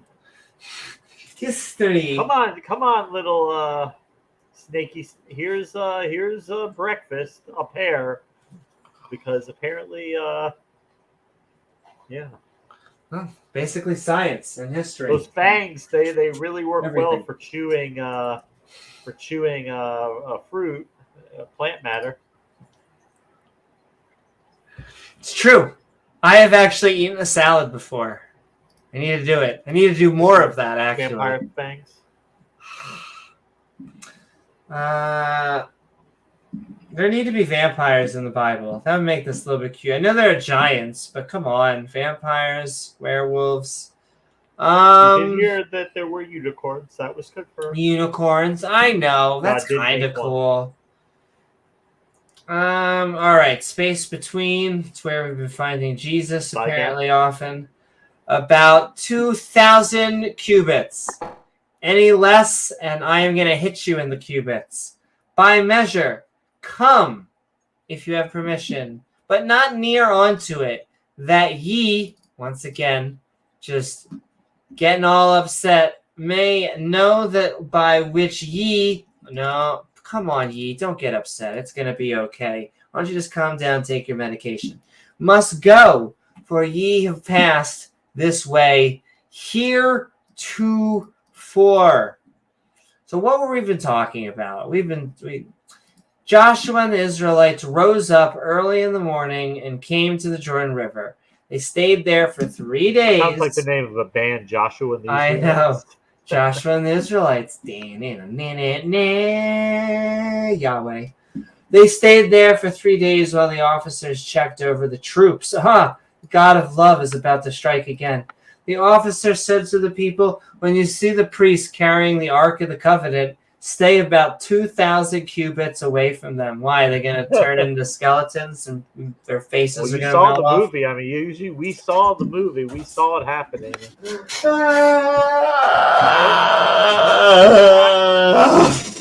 I mean, if only shit like that was real, maybe we'd actually believe this shit, you know? I imagine. I know, it'd be great special effects. They can put it in the movies, but honestly, if we saw that happen where you open up a thing and these spirits come out and kill people or melt people, we would say, okay, there's definitely something going on with something's going on. Something's going on with that thing. But we don't get anything even close to that. Nope. But once again, I'm going to keep on doing shout-outs. Jewish people, I like now, because now all I hear in my head is there's like, I think it's the Ari Schaefer joke. It's either Louis C.K. or Ari Schaefer. One of them that was just saying that Jew is one of those words where it is entirely dependent on infliction, and there could be so much love and so much hate in that word. You're a Jew. We're gonna celebrate Hanukkah. All right, let's go. Come on, we're gonna go buy something. Oh, you're a Jew. Put some locks on your bagel. Yeah, and so inflection, for whatever reason, that word. So I always like to say Jewish people, Christian people, please tell us where we're going wrong here, where the wisdom is. Let's see. And Joshua said unto the people, sanctify yourself. Ooh, are we going to go in a bath? And After. Yeah, after. And tomorrow, maybe tomorrow. All right. The Lord Bob, this lovely lady, will do wonders to you and among you. Oh, she'll do a wonder on you. Yeah, she'll reach around. And Joshua spat all over. Once again, this guy, but with, darker hair. Onto the priest, saying, diddy, take up the Ark of the Covenant. That is just so funny to say that like a normal sentence. I keep on seeing the Ark of the Covenant, and I want to say it seriously, and I can't. And Passover. Once again, would be a great holiday. Before the people. And they took up the Ark of the Covenant and went before the people. And the Lord said unto Joshua, this day I will begin to magnify thee. So magnified. Yeah, exactly. In the sight of all Israel, Shmishmael. As they may know that I have with Charlton Heston, so I be with thee. Oh my. And thou shalt command the level 60 priests who are sending bubbles. Well, they're going to bear the Ark of the Covenant, saying, yes. When ye come to the brink, well, that kind of makes sense, actually, of the water of the Jordan Peterson, ye shall stand still in the Jordan Peterson. Kinky. We'll read one more. Oh my, that says hither, not the mustache man. And Joshua, the man, the new prophet who lifts, said unto the children of Israel, Ishmael, come hither and hear the words of the Lord Bob, your goddess. Oh, we hear him. We hear him, goddess Bob. What have we been saying? Joshua said to the people, sanctify yourself, because tomorrow God is going to do wonderful things. Oh, I bet. Oh, it's going to be amazing. We've been feeling his love chapter after chapter. Joshua said to the priests, carry the Ark of the Covenant. Nothing bad has ever gone wrong. The river before the people cross over. Ooh, don't drop it. Don't drop that ark. No. God He's said got to that mercy seat Joshua, up there. oh my, exactly. And I put a finger in there too. Today I'm going to make you look among the Israelites so that everyone will know that I'm with you like I was with Moses. Tell the priests who are carrying the Ark of the Covenant, just a normal phrase we've been saying now, to stand still in the middle of the Jordan. I know. Can I tell you, that is what it's crazy. It does feel like it has been like KGV or like a segment of 4chan has come to life in my news feed lately. But it'll go away.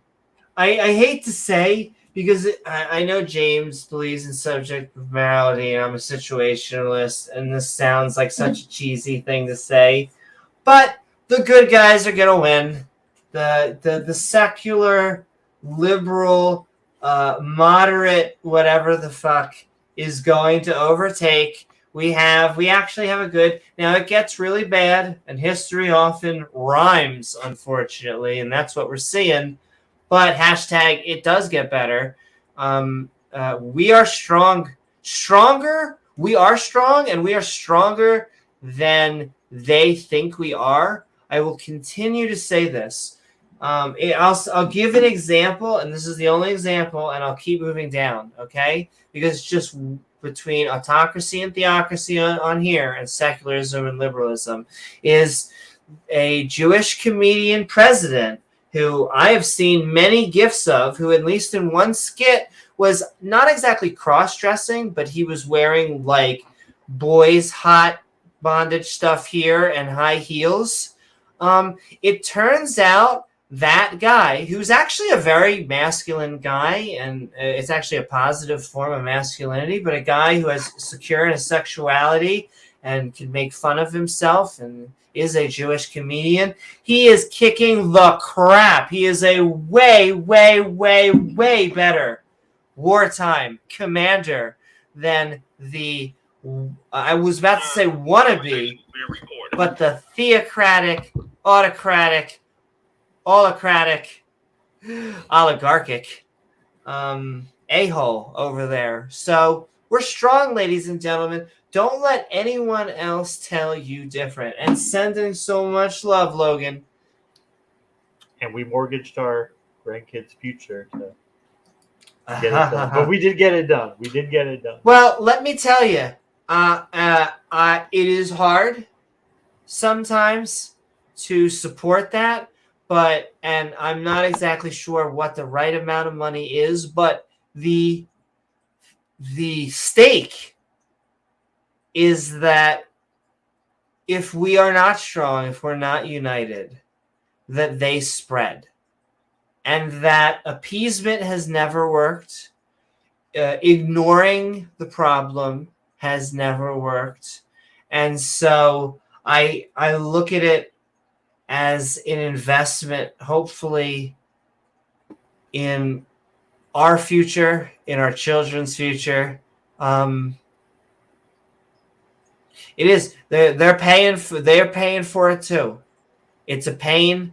I know that you look at the cities have been leveled, but leveling a civilian population also is never, at least as far as I can tell, in modern history, has never had a great track record. It generally stiffens the spine of the population. Just helps recruitment officers, I can imagine. Is that Linky? What's up, Pat? Hey, Pat. We are talking the new prophet in charge. Well, not, I guess, is he a prophet? The new man in charge. He's leading the Israelites. Trying to think if he is the P-word. P-R-O-F-I-T. Yeah, I know. Prophets make prophets. But Moses was a prophet, but he was a leader. He's been following people around. I don't know what Joshua is. Is he the P word? Or is he just a leader? He's just the guy in charge of the Israelites right I think now. he's a prophet, yeah. I guess so, right? You gotta be. It's gotta come with the territory. Communication with God, right? Yeah, Ron White. Yeah, Ron White. I bet he and did. Kenobi still promotes his shit. He discovered Mount Sinai. He also discovered the crossing where they crossed the Red Sea. Different. He discovered, where they made the golden cave. Basically everything. Sodom and Gomorrah. Well, one guy. Now, you can't ask him about it because he's been dead for over 20 years. But hey. Pat Lowinger sees dead people. M. Night Shyamalan is about to release a new movie. I'm hoping he is basically like a flip of the coin. Where I've become very much a Key and Peele fangirl as well. But he does deliver quality every time so far. And I'm sure he's going to have a strike, not Key and Peele. Well, first of all, Key and Peele is amazing, but Jordan Peele. Okay,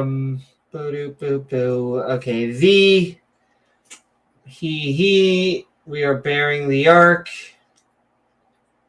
All right, and we're on the brink. Joshua said unto the children, did we read come hither? I feel like we may have read over, but there's just so much wisdom. We are getting Joshua saying unto the children of Israel, Ishmael, Israel. Smishmael. Yeah. Come hither and hear the words of the Lord. I feel bad. That was almost my fault because I heard you mute like for the 1 second, and you're like, you're probably like, what the hell, bitch? You really doing this to me? Sending love. The Lord, Bob, your goddess, Barbaretta. Listen, she's been she's been around a long time. That's what happens when you are infinite in time, I guess. But she still looks good. Size. Infinite in time, infinite in size. My.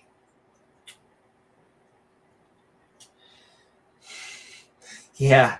That's like one of the biggest charlatans in the world of archaeology. Not an archaeologist. That's all. I sent him a few videos of this guy's work, so he probably had to take in more than he probably cares for. A fake archaeologist. Wouldn't you know? Like he had like that one time he had all the evidence on camera, and bandits like stole all their shit. And, he had all the evidence. Hate it when that happens. Yeah. The camera broke and all the film got exposed and just all these, we had evidence of live dinosaurs today, but we brought the cameras and then when we got it back, we found out they weren't working, so we didn't really get any of the pictures that we took, and otherwise, we would have the evidence of the live dinosaurs today. So. Science says that they evolved into birds, but no, they're alive today. Oh my, yeah, triggers them that birds are dinosaurs. And Joshua, once again, said, hereby ye, once again, we don't pray, we just hope. Take your medication. Shall know that the living goddess is among you. She's right here. She's amazing. You should touch her noodles. Put some marinara sauce on her. Exactly. And that he, without fail, never, I believe you, will drive out before you the, can you like knots? And the, wow, I need a big pair of titties, if you don't mind. And the, oh my God, the please wear a condom so you don't get the HFUs. and the Pizzarites. Well, I guess you're going to have a lot of sex. You need the Pizzarites. And the Gigarishites. You're just making these up, Bible. None of these are real. And the Amorites. And the Jebusites. Jebusites. Sure. Behold! If you have a leather hat and a whip, the Ark of the Covenant of the Lord of Barbaretta, of all of the earth passes over before you into the Jordan Peterson River. Now, therefore, oh my, yes, it's getting hotter. Take with you 12 men. They need to be fit. They need to be tall, dark, and handsome. What were we talking about again? Out of the tribes of Israel, out of every tribe, a man. Oh, and make sure they're a man, if you get what I'm saying. Amy will be inspecting. Exactly. Come on. Come on, Mr. Batman. Whip it out. Exactly. Look, I don't care. Cut or not cut. It's a little just trying to check the girth. What were we talking about anyway? Exactly. I don't care if you're a riser. We can make it rise and shine. And it shall come to pass. He can work exactly. Oh, I can work with it. Once again, I can make it grow. As soon as the Han Solos of the feet, oh my. As soon as the feet pictures of the priests that the bear of the Ark of the Covenant, it would be a lot cooler if it was like, instead of a human ark, it was just like a bear ark. It turns out the Lord and Savior was actually a bear. We thought it was going to be a human the whole time. And there was nothing. What kind of bear are you talking about? Exactly. James, all right. Now you're starting to think. It's bear night on the ark. Yeah. Exactly. And there's nothing within the Bible that says that it doesn't have to be God and a bear being the son of a god. All right. So it shall come to pass. We shall not let you, unless I have like a really long beard. As soon as the Han Solos of the foot pictures of the priests, the bear of the ark, that's what it says. I'm not even making that up. Of the Lord of the Barbaretta, the Lord Barbaretta of all the earth, shall rest in the waters of the Jordan Peterson.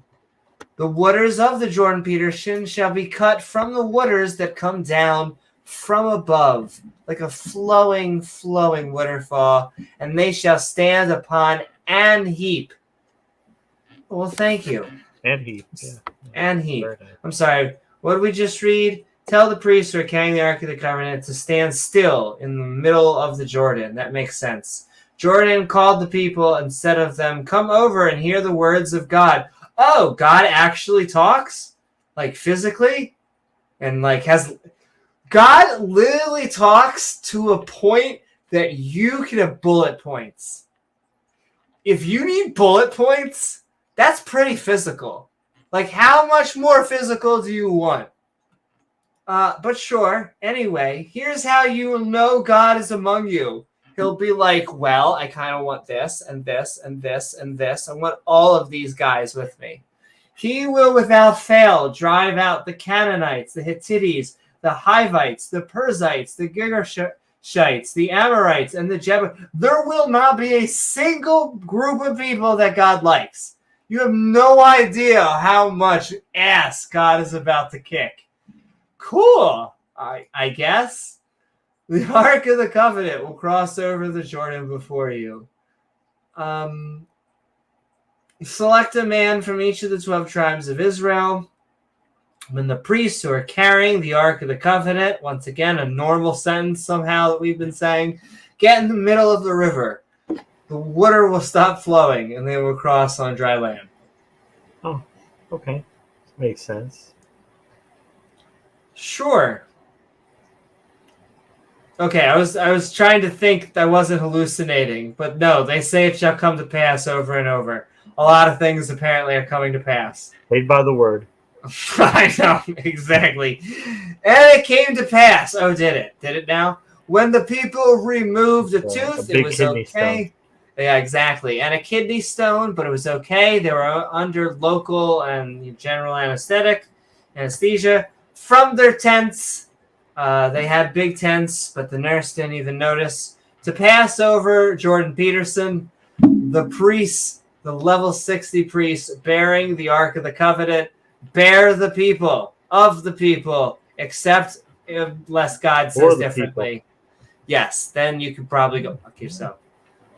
Well, at least I've seen a bear. A god, not so much. It's true. Yo, I'm going to be honest with you. I love big dogs. They are adorable. And I love all of Carnivora. And speaking of Carnivora, if I saw a bear, and I don't mean just like the furry ones I see in leather in a club, like an actual like Carnivora bear, it would be so hard not to want to pet it or like, oh my goddess.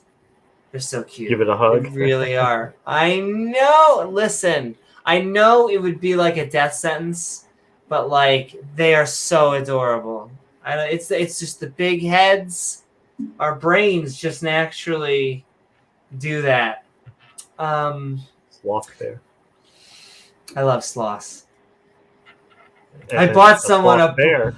I bought someone. I assume they're not listening to this podcast, but in my family, we recently had a birthday, and the package, the bag that I bought, it only says "Happy Birthday" on the tag, and yet the whole bag is just a sloth, and like a sloth with a birthday cake on it. And I was like debating because I'm like, there's nothing really that says happy birthday on this. But I'm like, but it's a sloth. It's a sloth. And so I got that one. They're getting the sloth bag, ladies and gentlemen. Because I love sloths.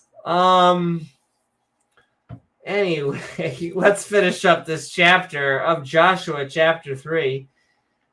Just the third and fourth push-up of Joshua. Challenge you to a push-up contest. Exactly, one-handed. All right, I think we were, and it came to pass. All right, we're in the end game of the chapter now, and it came to pass. Did it now? And we're not just hallucinating. They keep on saying that for some reason. And it came to pass when the people removed from their tents. Okay, bearing the ark. We did read that one back. And as they that bear the ark, where came onto Jordan Peterson. Oh my. And the feet pictures of the priest that bear the ark were dipped right in the brim of water, and they got a mani and a petty. For Jordan Peterson overfloweth all his bank all the time of the hardest. Yo, listen, Daddy, if you're gonna have a sugar baby, you gotta expect to go in there and allow us to like get a French. I want a French tip. I don't know what you're complaining French about. tip. I know. Listen, okay? Gotta look nice. If I'm gonna be a priest and you're gonna be worshiping my feet, I feel like the Jordan Peterson better be paying from his bank. What are we talking about? The waters which came down above stood and rose upon an heap. Very far from the city. What does male river sound weird? That's funny. Even the sound of a river, the bank account still goes cha-ching. I'm sorry. Hey, as long as the check's clear, who cares, right? That's right. I can both hear the Patrice O'Neill continuing to come out in me, but let me tell you, I also see it from the ladies' side, or maybe it's a guy who hate the player, not the game. Just saying. What were we talking about? That the waters of the new Avatar movie, The Way of the Water, came down, and they Watchers. were way better. Watchers. I know that bothers Rachel the fuck. She's like, "I'm sorry, you want a cup of what now?" Watcher. I'm sorry, what? Water, Rachel. Listen, Go down to I'm from Dinosaur Pennsylvania. Adventure. We get a nice cup of water. Water. I don't know what to tell you. Sending love to the Eagles. And not to Fuck the Pittsburgh. Yo, I'm sorry. Pittsburgh. And not even for football. Though it was a learning experience, so I guess I should really be thankful to Pittsburgh. When I say that, it sounds more like a supervillain thing. I feel like I should say that in Bane's voice. But really, I should thank you, Pittsburgh, for making me the woman that I am. Thank you. Thank the other guy for inventing highways, I guess. On a highway to sodomy. Very far from the city of Black Adam. It was an okay movie. I just like The Rock. That is beside Zaratan. Ask your doctor about Zaratan. And those that came down toward the Sea of Plan. I thought that said the Sea of Pain. The Sea of Pain. But just the Sea of Plain. Very vanilla. Even at the salted sea chips failed. And were cut off. You're cut off. And the people passed over right against the Jericho. The movie, the game, the book. And the priests that bear the Ark of the Covenant, a normal sense of the Lord, stood firm. You should stand firm on dry ground. How dry? I hate to bring up Ben Shapiro here twice comes. in one episode, but Here she goes. I'm just saying. I'm sending love to his wife. I hope he eventually just dipped a glass of water down there. Ground in the midst of the Jordan Peterson. And all the Israelites passed over the ground until... That's right. I'm sorry. The Israelites passed over on dry ground. Super dry. Until all the people were passed over the Jordan Peterson. What did we just read? Clean over the Jordan. Clean over. Right over his glasses.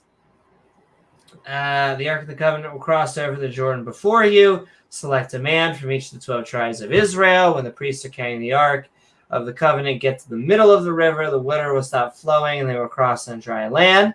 And that's what can happen. God temporarily stopped the Jordan River from flowing so the priests could cross without getting their feet wet. A miracle. God just pick them up and carry them over the river. Then all the people crossed, and they didn't get their feet wet either. Wow. Amazing. Truly amazing. Just make a bridge. What's his obsession with stopping rivers? Just make a bridge or just pick them up and carry them over. Teleport them. More random. Why interfere with the fish's day? Imagine you're just a fish swimming along and then all of a sudden the water just stops. Huh? Now I'm going to be swimming in the fishes. Yeah. But, yeah. With that, I'm going to take a sip and let's move on to the next chapter. As we just finished Joshua chapter 3. Give it to me.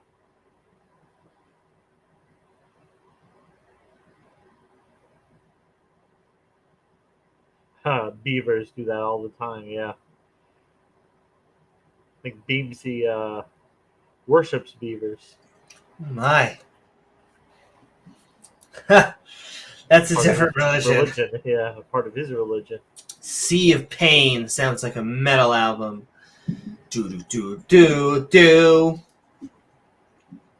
And all right, we're moving on to the book of Joshua, chapter 4, 12 stones in the Jordan River. In the Jordan River. If you shouldn't swim like that, you're more likely to drown. Exactly. And we only have one category. Yep. So all we have is laughter. And remember, the Bible, you just got to keep on laughing. I feel like that's just a constant theme in the Bible. It just, live, laugh, love, I feel like is the whole theme. But yeah, oh, that's weird. Uh, Eat, sleep, and breathe. James, Yeah. I feel like there's a second category. Well, it's not that small, Amy. If you just give it a little tug here, it'll It'll grow. yeah, Well, amazing. amazing. But that's weird. I think this is actually a contradiction in the Bible. But if there was a contradiction in the Bible, we would have come across this before. Only a true Baphomet would say that there's a contradiction in the Bible. Only a true Baphomet. You've just exposed yourself. You've made it clear for everybody to see that you're a Baphomet. Yeah. James, I like to think we're all Baphomets in our hearts. Mr. Amy Newman, Mr. Baphomet, the 40-year-old geezer, dressing up like a woman. Mr. Amy Newman with a penis, dressing like a woman. 40-year-old geezer, old man. And now her views are, well, let's just say, been fighting them. Oh my. But, Baffy. But we Baffy win. there. Baffy. Yeah, like a little Baffy. Baffy there. How could you hate that? I know. He's such He an doesn't adorable look, little very, guy. doesn't look very threatening. But it turns out there's a contradiction in the Bible, and those are two categories as we read the 12 stones in the Jordan River. Once again, it came to pass when all people were clean, and you use wet wipes, please, passed over the Jordan Peterson. And that the Lord, this lovely lady right here, I want to highlight Baffy as much as possible, though. That the Lord Bob spat all over onto Joshua. It was kind of not work safe, saying, take your 12 men out for dinner. If out on town, go get mimosas. Out of every tribe, a man. Oh, Moses. Yeah, nice. Oh my. Welcome back, Caterpillar. And command ye, please.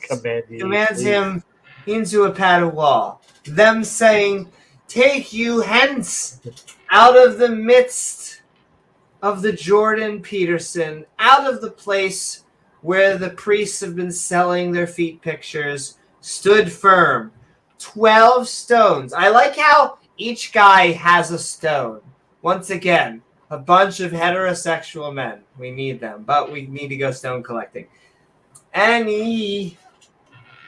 I mean, how much sense would it make if there were 12 guys and 11 stones? I mean, of course, everybody's going to have their own fucking stone. Exactly. You got to have your own stone. You can't have 13. You can't have one extra guy trying to figure out. What's up, Slicey Slicer? You thought of me, Tim? Fantastic. I'm sending so much love right back to you. As we move along, Joshua chapter 4, every tribe a man. All right, now we're talking. And Joshua, the new prophet who lifts, and as James said, prophets make prophets, said unto them, pass over before the ark. Absolutely. The ark shark. And the Lord Bob, this lovely lady, your goddess, in the midst of the Jordan Peterson, and take up every man of you a stone upon his shoulder. Okay, we got this. Hold on. There we go. It's not going to stay probably long, but there we go. Sure. Shoulder recording. I know. I have been trying to put Grandpa on my shoulder, but he doesn't want to obey, apparently. According unto the number of tribes of the children of Israel, Ishmael, that may be a sign, the movie, signs, among you. And when your children of the corn ask their fathers in time to come, saying, "What mean ye by all of these stones that he's apparently throwing into his bank account?" Then ye, and also I think this will be the last episode that ye gets ye, and then it's going to go back to more of a Shakespearean ye. But I can't help itself. It's timely right now. Do it. Yeah. Do it to me. Our bodies are ready. The waters of the Jordan Peterson were cut off before the ark of the covenant of the Lord Bob when it passed over the Jordan Peterson, right over his glasses, right over his hair and nose. The waters of Jordan Peterson were cut off. Don't cut off his nose. These stones shall be for a memorial unto the children of the corn of Israel. Oh, I'll wait. Shmishmael. Forever and ever. And ever. And ever. Yeah. We'll keep... Exactly. The short amount Jesus of time. will be coming back any day. Any day now, Jesus will be coming back. Exactly. And there is fantastic coastal property in Arizona that I would love to sell. And the children of the corn of Israel, and he did so as Joshua, our new prophet who lifts, commanded, and then took up the 12 stones out of the. Are these like infinity stones? What do these stones do? Of the midst of the Jordan Peterson. Ooh. Pew, pew, pew, pew. As the Lord Bob once again spat all over onto Joshua. Got to get something on in there. You don't want to go in dry. According to the number, as we learned in earlier chapters, the number of the tribes of the children of the corn of Israel, Shmishmael. And carried them over with them onto the place where they lodged. Oh, they got a Airbnb and laid them down there. Did they now? Okay, what? So Joshua called 12 men and said to them, "Go into Jordan and put a stone on your shoulder. This will be a sign for you. Many years from now." Wow, how long you have to put when children ask? Okay, so you're telling them many years from now. Many years from now, when children ask their father, saying, "What's up? What's up with the stones, Dad?" You will say to them, "The Jordan River was stopped when the Ark of the Covenant passed over the river." Hey, I have a alternative way. I know this may be like a supernatural idea, but you have stones and you have a river, and your problem is blocking water flow. I don't know. Maybe put those stones in the river. We were talking about beavers just a few minutes ago. Holy shit. I really don't feel like we're explaining rocket science either. But sure. It was God. Who else could have thought of this amazing technology? And the children, commanded. And the children of Israel, Shmishmael, did so as Joshua commanded. Trying to remember how far. Sometimes were we on 9, 10? Which one were we on? Do you remember? I think we got to 9. Lodged. Okay, yeah, I remember. Okay. So then I want to finish it then. What's up with these stones? You will say to them, the Jordan River was stopped when the Ark of the Covenant passed over the river. And the Israelites did as Joshua commanded and took 12 stones from the bottom of the Jordan. They carried the stones to the other side and set them down there. Joshua set up 12 stones in the place where the priest's feet stood. They are still there today, unless you are checking anywhere actually in reality, in which case they are not there today because they never existed. I'm sure Ron Wyatt found them. He probably just lost. I'm sure he's selling tickets to look at them too. Well, if he were alive, he would. If he were, yeah. Oh, is he one of the suicide people? No, Ron Wyatt's he's the pseudo-archaeologist that Pat was talking about before, who found all the shit. Gotcha. Noah's Ark. So he's just a dead fraudster. I hate to be so He died like 20 forward. years ago. Gotcha. Well, He literally claims like all the claims we've heard, like about the Red Sea crossing, the found Noah's Ark, found the Ark of the Covenant. Basically, all that bullshit came from him. of course. Sodom and Gomorrah. He found where Mount Sinai was, the golden calf, the Lot's multiple wife occasions. for assault. Yeah. Don't you hate it when you find Noah's Ark and then you find it again? Hate it when that happens. We're gonna have to do an episode, I guess, on him. Hopefully with Pat. Yeah, that would be a good one. That would be. And all right. Passed over, came to pass. All right, I think we're on 10. For the priest, which bear their butts, the ark stood in the midst of the Jordan Peterson until everything was finished. You good?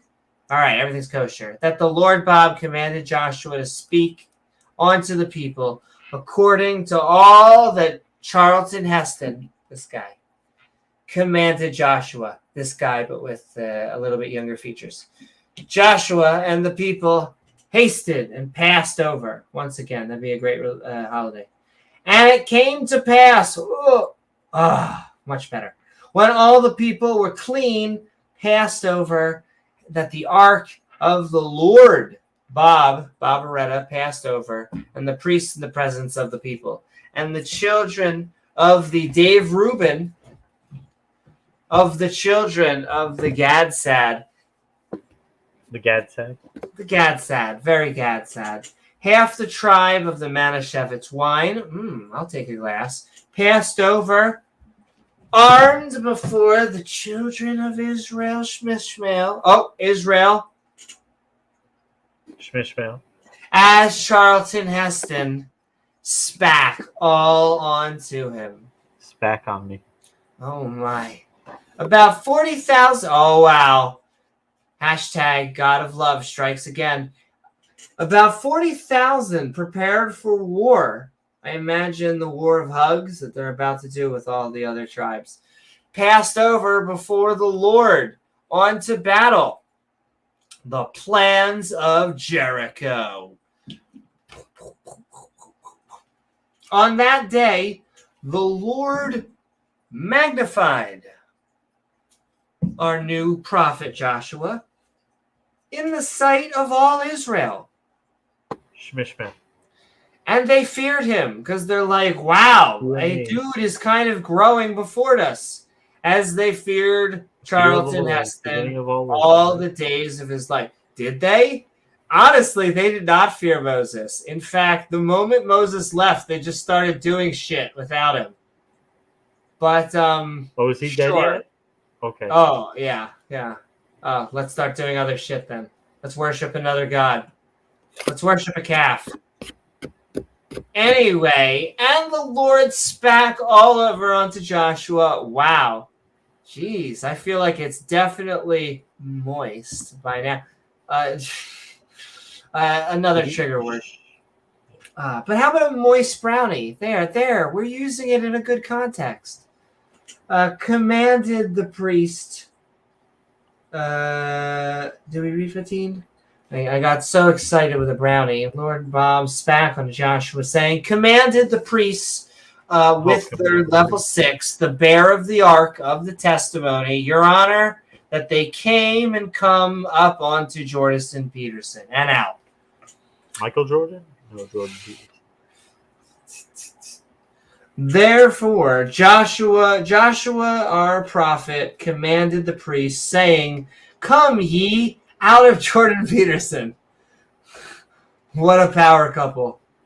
And it came to pass, when the priest class that bear their butts at the Ark of the Covenant, a normal sentence, of the Lord Bob were come up out of the midst of the Jordan, and the soles of the Jordans that Jordan Peterson was wearing and of the priest's feet were lifted up onto dry land. Very dry land. It was basically a desert. that the waters, water sucks. It really, really sucks. Except in this chapter. Of Jordan returned unto their place. Actually, I always joke when I'm ever in a fast food place and I am drinking water. I'm like, this is the healthiest thing that I'm eating right now. And flowed, or drinking, and flowed, or putting in my body. Oh my. And flowed like a river over all his bank accounts as they did before. And the people came all over onto Jordan Peterson, on the 10th day on the first month, and encamped in Gilgal, oh my God, in the east garden of Jericho. And these 12 stones, not like James said, not 11, not 13. We see that. You're going to get exactly this 12. right here.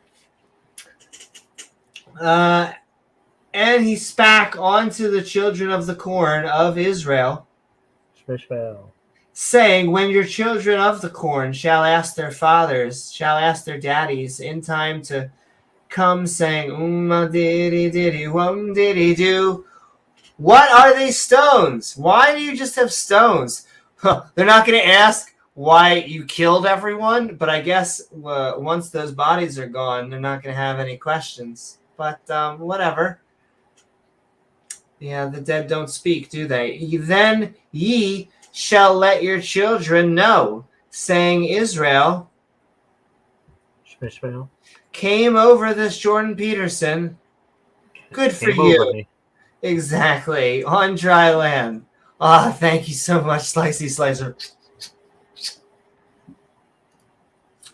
For Mr. Amy Newman is not cute. That Baphomet thing. But I always joke with her when it comes to that. I've never seen pictures of her. Could just be a voice changer. Could be. Who knows? We've never seen any evidence that she's a biological female, and it might be illegal for her to provide evidence. My favorite on the good side, that's the Sith side. On the Jedi side of this, do you know who Shannon is? She's on a lot of HGA shows, and she is Shannon Q. Yeah, Shannon Q. Yeah. She's amazing. But my favorite thing that she asks a lot of anti-LGBTQ things, she's like, oh, well, how do you know I'm a biological woman? And they're like, you always just hear them mumbling and stumbling because they basically, the anti-LGBTQ things, well, you just think that you put on a dress and makeup and you're instantly a woman. They don't care about trans guys for some reason. Oh, well, trans we can girls just tell that you're a biological. We just know you are. And so that's exactly. And so all the things that they say, it silly goes. But apparently some people don't know because some guys pick they don't find out till later that it's that they're trans. And some guys like Alex Jones find out at least only after it's on their browser history. But I can't. Once again, holy shit! Me gay. You're turning Alex Jones gay. It's hard not to be, as much as he is. He's filing for bankruptcy, and the Mimi man has been spreading misinformation almost all of his life. It is funny to watch him just for once in his life, be the voice of reason. Listen to somebody crazier than him. Yes. He is trying to reel it back in. And hard to do. I feel like it's an achievement that you don't want to unlock, but it's there. Now he knows how everybody else feels dealing with him. I know. Wouldn't that be funny? He ends up. See, we don't have like an exactly come to Jesus moment, but I would say we have analogous things in that you can. I know, and have spoken to former ex-Nazis. I keep on shouldn't be saying that word, but the TOS gods, I love you. We are on the team love, kindness, and fairness. I think I just Or said extremists. I'm fairly sure that bigots. makes me Sailor Moon and James just awesome. But yes. Speaking of that you mentioned that did you see the LowlyCon episode on Modern Day Debate last week? Oh my goddess. Yeah. I don't even want to talk about. Yeah. There are some things. I did see those sort of things. It was hard for me to do the trans one, but I did it because I wanted to be fair. I don't hate detransitioners. I thought I was very nice. I thought, I want to be sweet to everybody and just give fair. And I think the chat responded, said I did a fair job. Because I have a completely different mindset when I go into debates, which are moderate debates, which is queen of sound bites. I just want to get actual, let people actually be able to hear. And so if you are a decent debater and if you have sound and reasonable points, then by allowing your opponent to speak and by allowing you to speak back and forth, we will suss things out. But called James lewd and lascivious during that debate. That's all I said. And he knew what I was talking about. But I am just going to say I'm sending love to James of Modern Day Debate and the entire Modern Day Debate community. I'm a part of the Modern Day Debate community. Very proud of. And I love James W. And sending love to Kaz, sending love to all the mods over there. And and let's all the lascivious mods. And we are going to get it into the end game of Joshua chapter 4. And with that, we are going to finish up tonight's Bible study. We will do a short open mic like we do with all of our live shows, at least very these short. Type. And then, semi-short. But it's not about the size of the open mic. It's about how you use it. But yes. Then ye shall let the children know, saying Israel came over this Jordan Peterson on dry land, for the Lord Bob, your goddess, this god, lovely lady right here, dried up the waters like a mermaid, like oh my goddess, why not I don't want to say it's not Narnia or Nimrod. It's escaping me. It's the villain in Black Panther, though he's not always a villain. He's sometimes an anti-hero. He just was in this movie. Namar. Okay. James is like, no, that I'm sure that made sense. Whatever words you just said. Totally made sense. Hey, he's hot. He was hot in this one. Not that matters. He was like Rebel. He should be cooking me a steak. Until you were passed over, he can come by and cook Rachel and I both a steak. As the Lord, your God, Bob, your goddess, did to the Red Sea. Oh, he's always talking about his trophies. We get it. Did you take us out of Egypt? Wow. I get it. You're going to turn the minivan around, which he dried up from for us until we were gone forever. Your God gets your people enslaved just so he can rescue you from it, and just so he can hold that over your head and demand to be thanked for rescuing you forever. A little bit of an a-hole. Well, thanks, God. You got us out of the mess. You got us in. Really? That's the fucking least you could do, God. Yeah, no. Thank me for it. You better be thankful. Yeah. I could have left your ass there. Yeah, and you probably should have with the amount of times you tell us. Okay, the Red Sea is dried up. As big of a dick as the Pharaoh sounds like, God's even worse. That all the people of Earth's mightiest heroes might know the hand of the reach around of the Lord Bob that is mighty. It's so mighty that you have to tell us that ye, please, once again, ye 2000, his medication 2024, that ye might fear the Lord your Your goddess forever. Exactly. Or even be on it.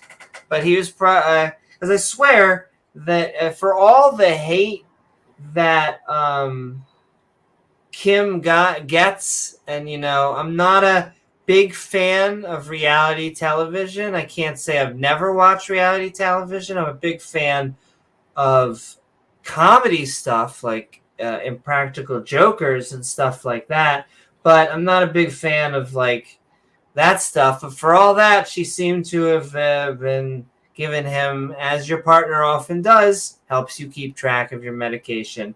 When you don't have your half, your better half, whatever you want to call it, your partner, got no one there to help you, because unless you got your partner, your mama, your dada, and that's about it. You better have a tribe, a community, a family, because your lay friends. Your lay friends are amazing, but unless they're, I don't know what to tell you, your best friend, or there are friends that can become blood, or not blood, but family, as thick as blood. But they hopefully they have earned that title. That's the last I'm going to talk about it, because ye is going back to ye might fear the Lord of your God forever. It's going back to that after this. But I'd be remiss if we didn't do that all night because of the topic and the thing. And, Definitely.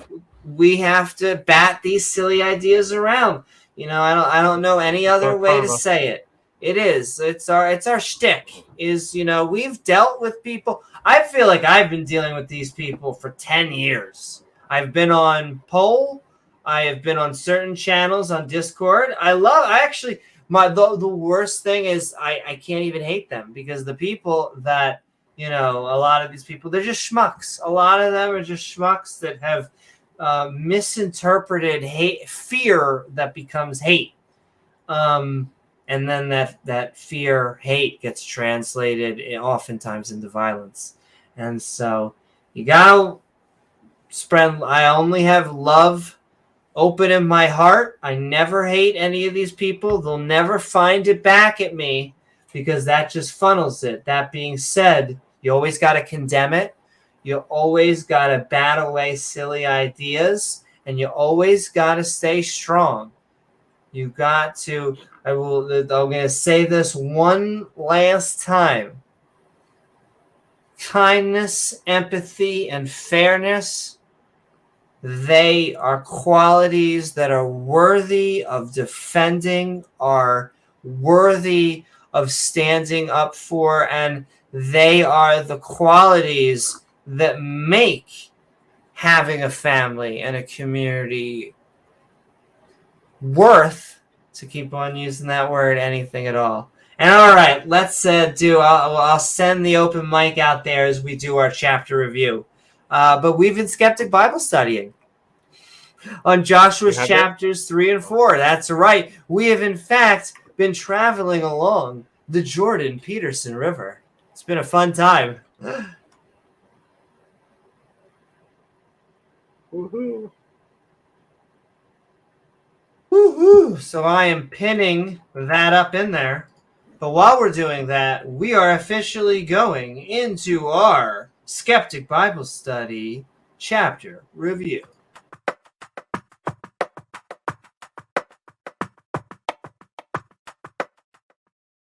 Was that river crossing great for you? What did you think? I know. Great for me as it was for you. We crossed the Jordan River without getting your feet wet, which really seems to be the highlight of chapter 3. They were gathering people, men very specifically, because the women, and the bass miracle was just the water didn't touch their feet. I mean, I feel like a whole chapter about one thing. I feel like there were some points where they were just spamming miracles out left and right. Now they're like trying to milk this miracle for every get as much as they absolutely can out of it. Got my wand ready, but we didn't need it that much. I mean, literally a miracle to not make your feet wet. The bar not very high. And you know what, like where they say a picture is worth 1,000 words? I think in this case, one miracle seeing it for yourself would be more than 1,000 Bibles full of these ridiculous Indeed. stories about miracles. But we never seem to be able to get anything real. We always just seem to get more stories. And, More fables. yeah. Because if you can write one bullshit story down, well, guess what, Amy? You can write multiple bullshit stories. Multiple. The only keep writing. other Keep writing. The only other noticeable things Thing. in this is that we had the Canaanites, the Hittites. Those are always just fun to say. back. And these guys, these are like a popular enemy, even though I'm pretty sure the Jews are an offsplit of a version of Canaanites in that region. Absolutely. But also the other thing, the final thing on this chapter that I'll say is we just got to say the Ark of the Covenant a lot, and that's kind of fun. Yep, we got the ark. We got some archaeology action. Yeah, it's a pretty standard fare, really, for a Bible chapter.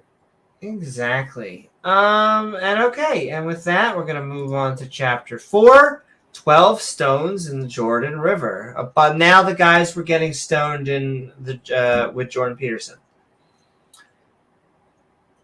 Yeah, I mean, basically, this is setting up trophies so that their children can remember that God kicked ass and everybody died. Right? That's the gist of this chapter. And that's really what so much of what we've read so far is that it was made. It was a contrived history so that people would think, "Oh, our God, he's really badass. He kicks ass and takes names. He did all this stuff. So going forward, we should just have maybe like absolute faith in him. We should just always turn to him no matter what." Yeah, I'm not buying it. But that really seems to be the highlight of this chapter. It was longer and yet really nothing. One scintilla of actual evidence would be worth more than thousands of stories about something, you know? Yep. You can just come down and talk to us. Like, survive some tests. You guys want the one thing that it can't give you. Well, okay. Empirical evidence. And? Well, as this moment that they can't do something, we can just take off one of the omnis. Like, you're not all powerful. I don't know what to say. You could be very powerful. You could be powerful. I'll be honest with you. If you can't even come down and talk with us, I would say the correct word is not powerful. But hey. I mean, why are these people so special? Why do they get firsthand evidence? Why do they get to see this stuff? And you can always hear the Christians, well, he's God, and if he wants to give some people evidence and not others, that's up to him. He's God. Doesn't matter. Believe it anyway or go to hell. Yeah, basically. And on that note of going to hell, yeah, but really a lovely, lovely place, that actually is going to conclude our Skeptic Bible Study chapter review. We have been reading our episode of the Jordan Peterson River, where we have been reading chapters 3 and 4 of the book of Joshua. We got 12 men, 12 stones. It was a great time at the river. However, if you would like to join us, now is your time because we are about to open up for a few more minutes. Yes, I'm going to say 20-ish minutes. And I know everyone's like Amy time, but I'm going to try and keep it that way even more and more. How usually happens is we'll get that 18 minutes and then people start coming on. I know, literally, and I hate using when I hear myself say literally, but it does seem like the moment, it doesn't matter when. We could be like on here for like 8 hours, and yet it's like when we're wrapping up a whole bunch of My theist joined. The skeptics are always great. Skeptics will well. not only join early and often, but they'll stay. They will last for hours. They'll just stay back there. Ooh. Join Amy Newman for a skinny dip in the Jordan River. Oh Maybe my! we'll be able to tour the Jordan River one day. When we Oh, go on the road. I want to tour every state in the United States, and I want to tour every country. Every country. We'll go to the capital. There's got to be someone somewhere. Hey. Apparently, Indonesia. My partner and I might have a hard time with us. But What do they got? Set up cameras in the hotel room? Yo, I mean, it breaks my heart because as Iran is doing the opposite, as the morality police are going down, you have another country basically setting up a morality police in a different vein.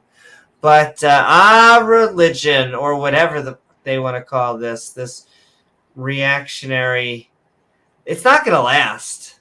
No, it won't last. It's yeah, it won't last. It's a phase that society's going through.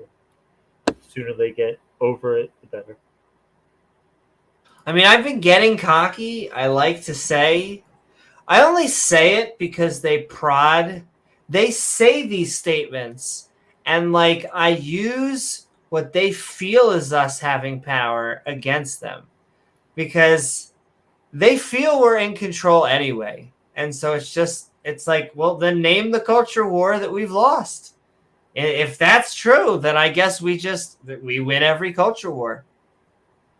Sucks to be you guys. You'd almost think they don't have God on their side. Yeah, I know.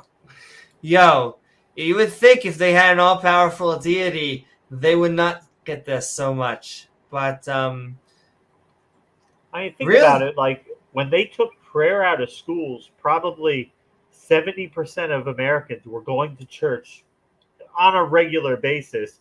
We just took it out like yank, not doing that anymore.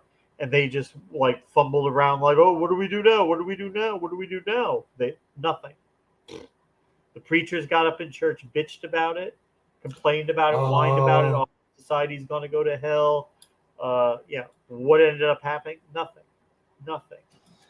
Yeah. Completely impotent, unable to do anything to actually manifest anything that they will continue to have sex in Indonesia.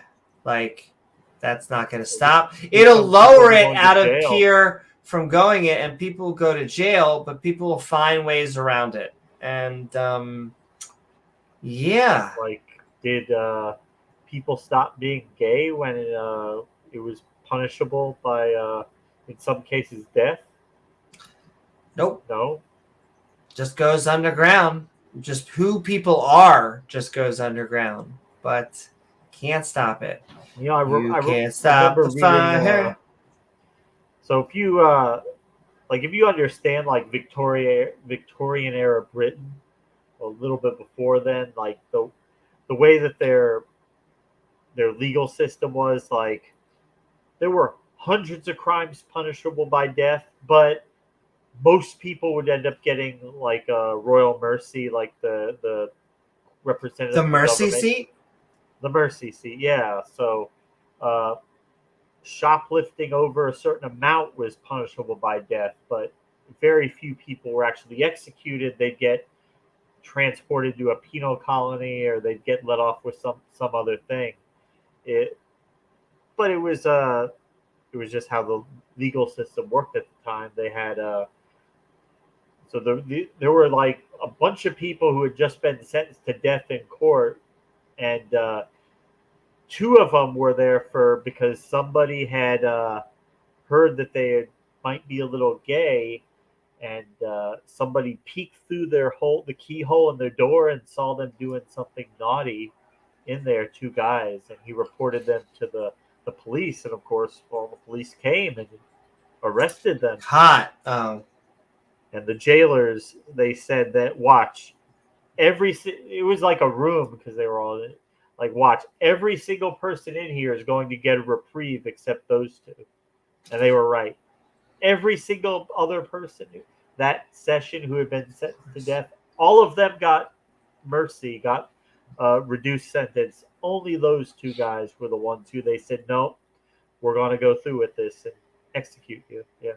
Just for being gay. Just for, didn't hurt anybody, didn't take Being anything who from you anybody, are. didn't do anything to anybody else. Just two guys in a room doing what they want to do, being with the person they love, and yeah, It's horrible. horrible. And you can only get there through religion. Only through religion. Indeed. That, as is the theme of the channel, fortunately, we are going to keep pointing out the tie between, it should be a rule of 3, but there's 2 reasons to why you dislike the LGBTQ. Number 1 is you are religious. Number 2 is you're in the closet. Those are the only 2. And I understand that I often get, Amy, that isn't the reason why, okay? It has nothing to do with it, all right? The reason I hate gays is because of my Lord and Savior, Jesus Christ. I'm like, oh, okay, sure. And they're like, Amy, that has nothing to do with it. Amy, you are completely wrong. The reason I know that it's terrible is because I used to be a gay man and I no longer am. Oh. I'm like, oh, okay, sure, yeah, right. You guys are trying to recruit the children. You guys are trying to, all these silly talking points that they and they James, use. we need to not indoctrinate children into a belief system. That would be terrible. Absolutely Terrible. not. Like taking 5-year-old children and telling them they have to believe a certain thing, or a magical deity will kill them and roast them forever. Forever and ever. The right things. Oh. Well, yeah, that would be wrong. I mean, especially if you said that, well, you have to believe these things that we don't actually have evidence for. We can't prove it to you. But you have to believe it as if we did have evidence that could prove it. You have to believe it anyway. Doesn't matter that we can't prove it to you. And also, I guess we're going to have to bring the Theus on by saying, oh my God, as I was about to say it. I was going to say we have 13 minutes until wrapping up. And then Eloy, there you go. Popped up out of nowhere. Just like that. So, woohoo. And all right, we are going to go for about 20 more minutes. We'll give him to, and then we are heading out. But we are going into our Skeptic Bible Study open mic, and we got Eloy.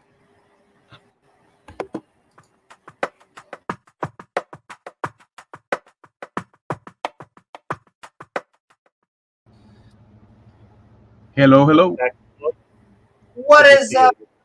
Welcome to the group. We have been Skeptic Bible studying on the Jordan Peterson River, really Joshua chapters 3 and 4, and it is lovely to have you on board. We got about 20 minutes, but if no one else joins, then the 20 minutes is basically all us 3 right here.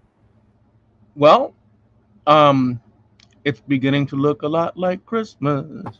Happy holidays to all of you and all the traditional things that we go through as human beings. But notwithstanding that, I heard your last back and forth a little bit there, and I'm wondering about a lot of things because you throw out so much on the plate. I guess it's kind of like fishing, and then you toss it in the water, right? And like the fish come up, and here I am snagged, right? But but there's so many bits that you guys, and I don't know, I kind of agree with not messing with people and letting people do what the heck they want. at the end of the day. But then you guys throw in a couple of extra bits there, but there's so much you throw in. So like, for instance, like this whole thing about the trans teaching in school mixed in there something or other, and people indoctrinating, and then the Bible and this and that. There's so much bait in there. Like, um, people don't people want certain types of, let's call it, indoctrination or teaching, and people don't want other styles. And usually what that entails is Sure. what you guys all know already, which is there's a set, I guess, um, non-traditional belief that people are like not down with, or at least some people, a certain amount. And then, so you can't squeeze water out of a rock. Is that the saying, or is it blood out of a rock? Which one of the two is it? I think it's blood from a rock. I think it's blood too. But so it's a complicated situation. So what do we do about people that don't want that kind of teaching in school? Um, it just, the whole thing is complicated, and I guess you don't want to mistreat people and rob people of their rights, but at the same time, what do you do with folks that, hey, look, this whole sex thing is not something to be talked about, let alone something that we completely oppose So in an ethical level. I am gonna give you what is, in my opinion, the hard truth, and you can disagree with me. And so it's gonna sound mean at first, and then we'll see if we can come around and find common ground. What should you do about it? Deal with it, because you're gonna lose that culture war. It is going to be taught in school, and unless the religious people are able to take it over, that's just going to be how it's from. It comes from sociology, and you could say that's a soft science. You could say whatever, but because it's not actually coming from a narrative, it's not actually coming from like a LGBTQ agenda, because it's actually coming from academia, it is actually the opposite view. The narrative, like we are saying, the indoctrination, the actual indoctrination is coming from the religious at home when they teach their children that a man resurrected from the grave, from death after 72 hours of decomposition, and that he actually is able to be the son of a god, and that if you don't believe this, they are going to burn you forever and ever and ever. And so I know you view it the exact opposite way. I know that there's been a bunch of, in my opinion, narratives that have been set up to make you have an even fear, but I don't think that fear is real. And although I don't think fear is real, I think that indoctrination and that like fear of hell is real. And I know that's a lot. But yeah. Well, and I would just say that real quick that each teacher is different, each school is different. Now, are there going to be instances where there are people who do push things inappropriately or do say things improperly that do kind of push the envelope too far? Yeah, sure, that's going to happen. And of course, things like that should be handled on a case-by-case basis. We have to remember just one person pushing an agenda that seems a little extreme, we could deal with. That's not necessarily like the way that the way it's supposed to be or what we're all pushing for. There are people who do have extreme opinions in the other direction, and we want to moderate those. But to a certain extent, like Amy said, there is an element of it. It is just going to be taught in schools because that's just the way it is. And I just want to say one last thing about it is that, just like James was saying, is that there is always going to be bad people who do bad things, and we should always remove those people from having the ability to teach children. But it is not coming from a all It is not coming from an upward agenda. It's not, and it doesn't happen in algebra. In algebra class, it's not. It is not only is it a very it's a very segmented thing. Different grades are taught different things, and it generally is just aligned up with the phys ed that has always been taught. We should have at least teachers actually teaching properly, so we don't get more 16 and preggers. But that's another thing. But Eloy, we've been babbling on. I guess my long and short thing is, actually, the main thing is it stems from a house of cards also that gays recruit, that the LGBT recruits. And we don't. That's not how it works. But once again, religion actually recruits, actively goes out there trying to find people. Yeah, I hate to say it is always a form of projection, but it is kind of like a doth protest too much, and it's like they have to match the fear. I mean, a lot of the things that the religious are trying to fight us for, it is almost like a mirrored thing. It's not that we want to turn your children transgender or gay. We just want to teach them how to be open-minded, kind, empathetic, how to think like a scientist. Amy has trans babies. These are people who are trans who have come to her as someone who's been transitioned for a longer time, and therefore she can kind of help mentor them. But she's not trying to. It's a metaphorical word, Jay. I don't actually think I gave birth to trans people. All right, so that was a lot of stuff. It was a lot, and come in. We still got like 15 more minutes. We'll make sure you get time to do it. Boy, I didn't say. Hey, but I've said, even though it's still 6 minutes, 6 minutes and 20. No, We're doing. We're doing good. No, it's fine. So, okay, so the way, so this is pretty. That was a lot of stuff, so I can't really. But I guess Sure. Any of it. My set point is always, so we can't police. Okay, so individually. So okay, let me fix it. Let me try to fix the path, the maze that has been created. So here's the thing. We do have a truckload of people on Earth. And since there's a truckload of people, for lack of a better saying, everybody literally does have a variation on themes that they think about and they believe that other people would or would not think is stupid to a given degree or another.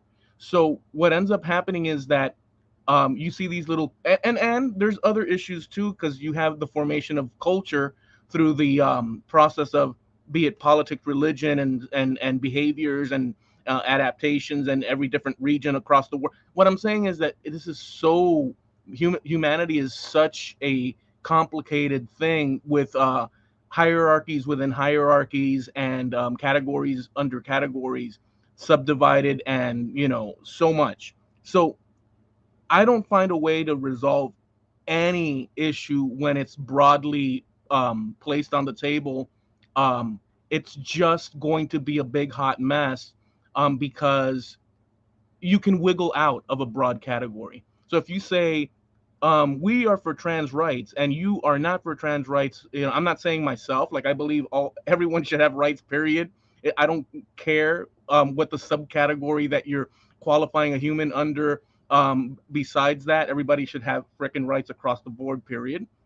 It just makes sense because I can't police other people. Does that make sense up till now, or is it total, or does that sound challenging? I'm following you. So I'm following you. I would make points on it, but so I have Earth. There's lots of people on here. Where I would see, I guess I disagree where this is going, but maybe I'm going to be wrong, completely wrong. Is that even though there's lots of people with lots of ideas, it's not like all the parents get to decide, should we be teaching algebra? Like, is it really appropriate for us to be teaching algebra? And so I know that they don't look at it the same way, but the joke, I guess, is it's a little different. But What was that? because algebra, it's a hard science, so that's more objective. When you start algebra is spreading not into the area of politics, not a hard science. no, it is. Algebra is a hard. Math is a hard science. Wait, but see what you're doing now? So. Can you guys? It's more objective. I would say math. I would say math is a language, and that you can actually use math to make nonsensical, and even math that corresponds not with reality. Wait, Can can you I can utilize multiple. let me get a leg Infinite. in? Let me get a leg in with what you're saying right now. Two people right now, you guys, just stated a couple of things, that were variations on the theme. In my opinion, after listening to this little bit, and this is just an example, I'm not calling anybody. I'm just trying to sort of rodeo in the whole thing and try to get like some sense. You're both describing math and this in the category of algebra in different ways, and the problem is that not both of you are wrong because you're looking at it from a certain point of view. You're not both wrong. You're both right because it can be applied in both ways and more. There's an overarching definition category that's solid and cannot be moved, but then there's applications of math and the way people. Do you get what I'm trying to say? Like, you're coming at it from slightly different variations right now. I would say I still would not disagree that math is a hard science. I would be open to being proven wrong on that, but biology, physics, and chemistry are hard sciences. We use math in hard sciences, but those type of subjects, because you can be very abstract in math. But what you're When I say hard, I mean like objectively. You can do math that's objectively correct. That our equations can be objectively correct or objectively incorrect. let me try to can't set really this. debate it because sure there's try to set this. theoretical things, but I'm sorry for interrupting because I see so you can take something such as, so look, let's forget about the actual subject and just the idea that both of you are having a slight variation on a theme because you're looking at it at different points. So the actual idea concept that is being discussed is a thing, and both of you are coming at it with your particular when you speak, you can only say a word at a time formed into a sentence that produces an idea, but there's more than just one idea to you, and there's more than just one sentence to you. You can only manifest to the world one concept at a time, and people come in and then they shut your ass down. And I'm not saying that's what you're doing to each other or to me or but I'm saying that human beings, when we proceed to talk to each other, we have a set idea that we're offering. We do have other ideas, but we can only work one through a little tube of our speaking box that comes out of our mouths, one thought at a time. And so a lot of what would you call it could become a problem if somebody grabs onto a couple of words, misinterprets or interprets it correctly, and then goes off out the gates from there, and then the person is left, and then they have to come back and check. In other words, communication is problematic, and because there's so many people on Earth, and people are going to take their stand on the things that whether they're right or wrong, in what they believe and what they want, their children taught, you're going to have problems. Now, we do live in a country called the United States, and there is the law of the land, and then there's each state that have their variations, and we have all the battles that we see going on in politics, and you have people gathering, and you have interests being pushed and pulled and stuff. It's complicated as heck. Then you have situations where people are like, well, screw you, I'm not going to deal with this, I'm pulling my kids and whatnot. And then other people, due to whatever they're teaching in the public system, and then you have other people that are like, well, we're going to fight this on a legal level because this is unacceptable. Then you have people we've seen people getting fired for the things that they're teaching. lately. I don't know if you guys have come across it. So there's all these. What I'm saying is there's always a push. Since we live in a push and tug battle constant on every level of every subject of every theme, it's impossible to get to arrive at a place of neutrality and peace. This is going to be an impossible situation for all of us as human beings on this planet, in this country, in our respective states. What say you? For the first thing, I agree with you at least. I see Doorknob Head in chat. It's two people without doctorate degrees in math commenting on math. But I still stand by at least the point that when we are teaching, it doesn't matter if it is going to be math, whether it's going to be, because we could say that we know where women come from. We know how sex came to be. And yet, when we get religious pushback, they will tell us, well, evolution is not biology. And we get all of these types of pushback. Well, the Big Bang is not cosmology. It's not actual science. And so it has to be academia. It has to be the teachers. It has to be the actual academics in the field. Everyone can have the freedom to have whatever opinion they want on it. But when it comes to what students learn, and you should be able to vote, and you should be able to make a say like that.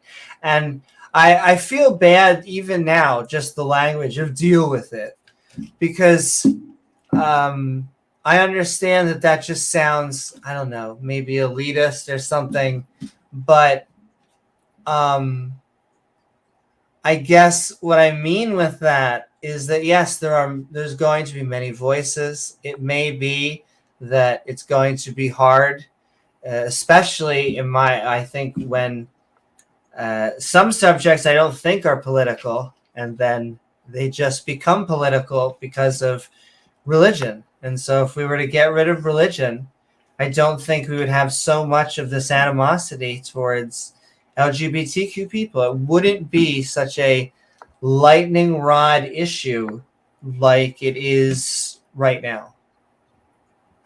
I don't know that. So I understand what you're saying. So you're saying that. Let me see how I can word this and see if it's acceptable. If this is your thought. Okay. For the most part, you feel, according to what you said, and this is not the first time you've expressed it because you have your show and whatnot. You feel, and you correct me, that to a great degree, but it's not the only reason, but it would get humanity to a place where there would not be such strife, and I guess you would say bigotry and bias and judgmental, perceptions from people throughout society if religion wasn't a factor. Is that roughly? Sure. I would say I feel and think that way. And so, a lot of these religions have anti-LGBTQ tenets baked into them. And so you remove the religion, and it's much harder to formulate. There's one more additional thing. We already have. There are other ways to divide people. The religion is just one further way to do it. Right. And how in the world would you reasonably? So here's the thing. I think that your thinking, well, I believe without any facts, because we don't have a situation that we see that in humanity. So I believe without, like, I acknowledge that I don't know either way what the case would be. I simply don't know. If religion wasn't a factor, that there wouldn't be still a movement for whatever other reason. But this is all speculative. But I think that regardless, you can take any of the elements out that are controlling factors of society and culture. And I think that humans will invent a way to screw things up. because human beings are contradictive, naysayers, rambunctious, and constantly at odds at every category level you can humanly conceive of. But it's not the only thing that we are. It's just one of the things. And so, what we've learned to do as a society, due to the push and pull and people reacting to unkindness and things that are abusive, is that we've slowly nudged into a situation where we have, let's say somebody hurts you, you can take them to, the legal system that we have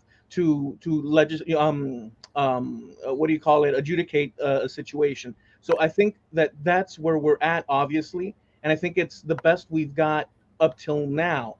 But baked into it, like you mentioned, is people are operating under the categories of religion to whatever degree that they are, that influences society, and other things as well. There's philosophy that's intertwined with religion as well, and so since we're such a gelatinous we're a gelatinous beast that moves forward through time, entity that moves forward through time, and all these things are congealed, baked into our system.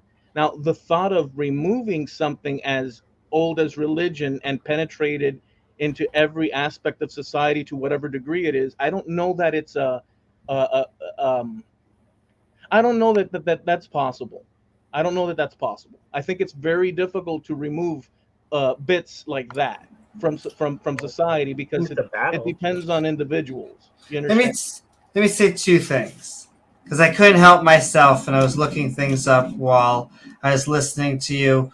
I'll put a medium approach, because now the first few sources that I caught up were basically saying all science are hard science and the definition isn't that good, which would make it lean more into mathematics being harder. So maybe I will amend my definition, especially when I'm presented with new evidence. So that might be one for you, James. It's just a semantic thing. I don't think it's that was the other articles. The one it was kind of saying that they're kind of maybes and kind of in between and kind of, well, whatever. And that it even was saying that maybe hard and soft science isn't the right word for any of these. Maybe not the ideal, but it works. I think what we're trying to say is objectively based. That is not. But that was that. Even so, that was not a tangent or a caveat, but more the main thrust is that the academics, the people in the field, are the ones supposed to be teaching these subjects. It's not supposed to just come from. If you want to teach your kids, you should be just doing. What the hell is it? At homeschooling. And so it's a possibility. Oh, sure. Well, I think they all have their ups and downs. I think private school, public school, homeschool, you should all have those options. But the reason why they teach those subjects isn't because they want to make kids gay or transgender. It's because they want people to be accepted and not picked on, and just comfortable with who they are. And also, I've already said, we're going to go 7 more minutes. 7 more. I'm already doing Amy time. How about that is relative? We have proved Einstein. And then there was the other point of your question. There was the other point I wanted to. You forgot, didn't you?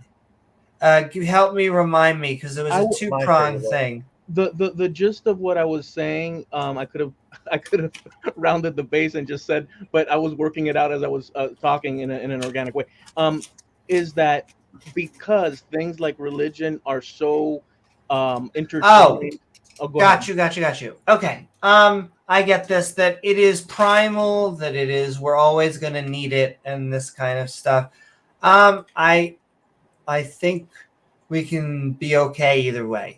I think if it was always in this 10 to 1%, that's gonna, I think, still does harm, but at least the 90% no longer believe in this one superstition.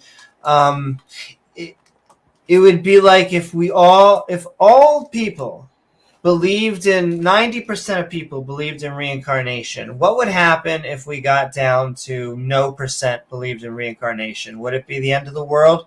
Probably not. Now, I know the religious will say, well, it has community. It started all of the early things that we like now. Wait a second. I'm asking you the how. How The do how? You, yeah, how do you prevent? So look, here's the thing. How do you, or here's one way of thinking of it. How do you remove? Oh, let's do this. Forget religion for half a second. How do you remove anything out of culture? Anything out of culture when culture is made up of individuals acting independently within family structures broadly throughout different Do you towns. know what the Do you know what the definition of a meme is? No, I know it's like a little quickie saying that's funny and ironic and such. So, so that might be an online meme. So Richard Dawkins coined the word meme, and so his definition of the word meme is a single unit of culture. That's his definition, and because what he said is that these single units of culture, these ideas, can spread like genes, and they can be adaptable, and better memes survive and pass on, and ones that don't die. And he used this as an analogy to a gene. And so religion is a meme, and so to get rid of it is to try and cancel that meme, is to promote a different idea. So cancel the meme in terms of religion. Mm-hmm. And what does that look like? That looks like what we are doing right now. This, unfortunately, for better or for worse, we are in the I guess every time's an in between stage until heat death. But in terms of society, we think we are like the hot shit right now. But the joke goes, the reason we are not on Mars right now is because of religion. And so James and I are doing our best foot forward to try and I'm not liking, not because I oppose your thoughts on religion, but I'm not liking what you're saying because it doesn't arrive at how. My argument is so obvious. I think, but it's obvious to me. Can I? It may not be obvious. One person at a time. Okay. It may not be obvious. Say it, but then I have a question for you. Okay. Okay. It's obvious to me. But then again, I'm one guy. And what's obvious to me, as brilliant as I may freaking think, under whatever category, forget religion, you may have a completely different universal freaking view, and you've come to your conclusions. Because we're so darn complex as human beings, thinking individual freaking things, how do you arrive at an extrication of, how do you pull an item out of society? You don't. It's just not. Oh, it's not reasonable.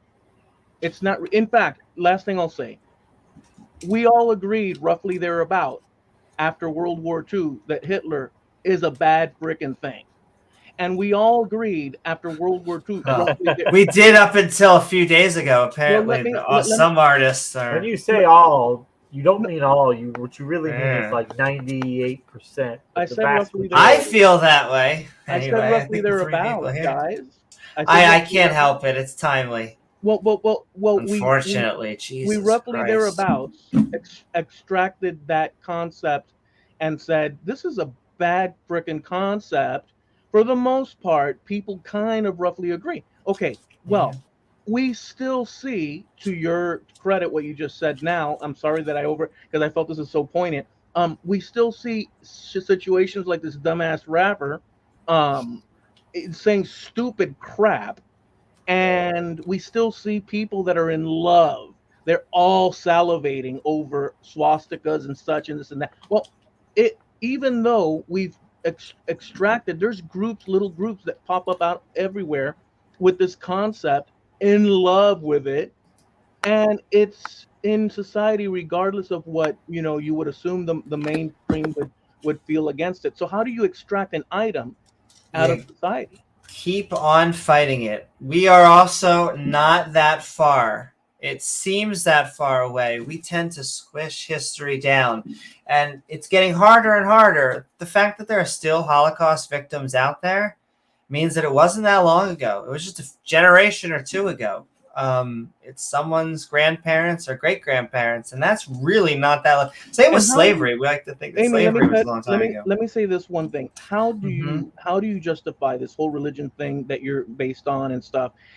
And you think of those Holocaust survivors, and you think of Hmm. people across the world that are Jewish. They have their Hmm. religion, and not all of them Hmm. necessarily have to have, they don't have to be like practicing or this or that, but they have a certain belief system, okay? And you could argue that these people, and this is what this guy's arguing, the rapper guy. You can argue that, well, boy, these people are the strife and problem for all of humanity, how he's freaking saying it. And here's the thing, he's pointing towards people believing in a religion, and that's a very problematic thing in that case, but not in the case Sure. of you talking about Christianity. I see a little bit of, even though you're not being, okay, how can I say it? It sounds really screwed up what Just this say. rapper guy is saying, but what you're saying, you're coming at it, through some intellectual. You're doing something else, but it's still a variation on the theme of not being tolerant towards a group of people You're and saying towards we're an being intolerant. It is not being intolerant to want to get rid of superstition. And so you should treat every human being amazing because they are worthy of being treated. We should be hiring, we should be getting in relationships, we should be. My joke is always I would go down on a woman with a hijab, I would go up and down on a man in a kippah. That doesn't bother me. I just don't think the God is real. other than this He's not an cayenne ugly guy. other than this cayenne guy, this cayenne pepper guy, other than his platform being so broad because he's so super damn rich and he's able to spread his message of hate towards one group of people based on religion, and you guys not having that huge thing, and you're not asking for people to get hurt, but neither is he. He's just qualifying that this is the danger and that these people are, Help I me guess, out. iffy. You guys are calling people in the realm of Christianity and other religions, but to a minor degree, as stupid and like We're not saying stupid. you're doing a variation on the thing that Help he's me doing. out, Eloy. What is the difference between a Christian trying to convert an atheist and an atheist trying to convert a Christian? The difference is there's many differences, and it's such a broad thing, but one is trying to extract religion from the one person, and the other person is trying to inject religion into the other person. Well, Yeah, I but mean, how is fundamentally I how is hate that to say different? that was the obvious, but I guess how are they different beyond that then? It's so broad. If you get to the point of it, I would agree or disagree if it's right or wrong according to myself. I don't know what you're getting at, but that's the one that So I guess you would put yourself in the same camp as ye, and then us as well. I would put who? Like Christians, you would put all the Christians that want to convert people in the same group as ye, and then us as well. Same with Muslims and anyone Did who you say wants to ye convert or someone. he? Ye, Y-E. So you're like, you're telling us, you're looking at us, and you're like, you're just like ye. But then you're also saying, I'm also just like ye because I want to convert people to Christianity. Well, I'm not wanting to do anything. Okay, on a list of 1 to 10, with 10 being a human being can be a soldier in a war and also be a father at home. There's a category list of things. You can have opinions on all the categories, but if you go out in public and your main thrust is we have to eradicate this type of thinking or this group of people or Proselytizing, getting rid of atheists, getting rid of other religions. If you are trying to proselytize, I'm with you so far. right, if you're out there doing that, but you're also condemning these people, you're going to get pushback from other people. You're going to get people saying, well, no, you're being intolerant towards our group or the other group. And that's what this Yi gentleman is doing. Now, you're arguing that it's okay what he's doing, because you're saying it to a degree. No. Well, so wait a second. So Should be legal, but it's not okay. and I agree with you. And there is where I agree with you. I think if he wants to have that stupid concept, and the only reason I think it's stupid or wrong, What's up, Buckle back? the only reason I think what he's doing is wrong is because he is creating a situation where he's and you're right. It should be legal, but it should be legal, but it's wrong. I think you're right there. But here's the problem: it's a fine line. It's unfortunate. Sure. He has such a platform that he's creating a situation where he's saying it's these people that are the cause of X, Y, and Z. And what he's doing is that he has all these people across America and the world that are into him because of music and may not be profound thinking one way or the other. And they're liable to cause injury to others just because a criteria is met. Can I tell you the difference between us and someone who is an anti-Semite, an atheist, between or an anti-Christian or an anti-Muslim, actual Islamophobia. The difference is that we dislike the religion, but we like the person. We both think Judaism is not true. It's invalid. Yes. It's a man-made religion. There's no truth to it. I think my parents are amazing, and yet I think my parents are amazing people. And so we should round them all up in camps and persecute them because they're bad people. That's horrible. That's exactly. I think that's reasonable. I think that you guys that's a reasonable thing, and for you to just say that right now is a huge difference compared to that one rapper crap head that's propagating. So that is a huge difference, and there are variations of. Just so you know. Well, no, that's a huge difference. And 3 minutes, and you're gonna get the last word in a second, Eloy. Okay, well, so what do I do? Oh well, we got 3 more minutes, but at 3:30, when I'm staring at that thing. I've already given. If there's any points you want to wrap up or anything else you want to bring up, want to say to us or anything, or yep. I'll wrap up with this. I don't think that you guys or someone, going for the jugular when it comes to, religion. I think that that's whatever you're into. I disagree with it completely in terms of it being effective, in terms of it being useful, or arriving at any result that's concrete, beyond a few handful of people. I've mentioned that in the past before. It's up to you. It's your freedom to do. But just as much as you guys are doing your thing, there are countless people doing variations that are different from yours. And because we have such a complex society, it doesn't mean that you shouldn't try because you think that that's a just way of operating.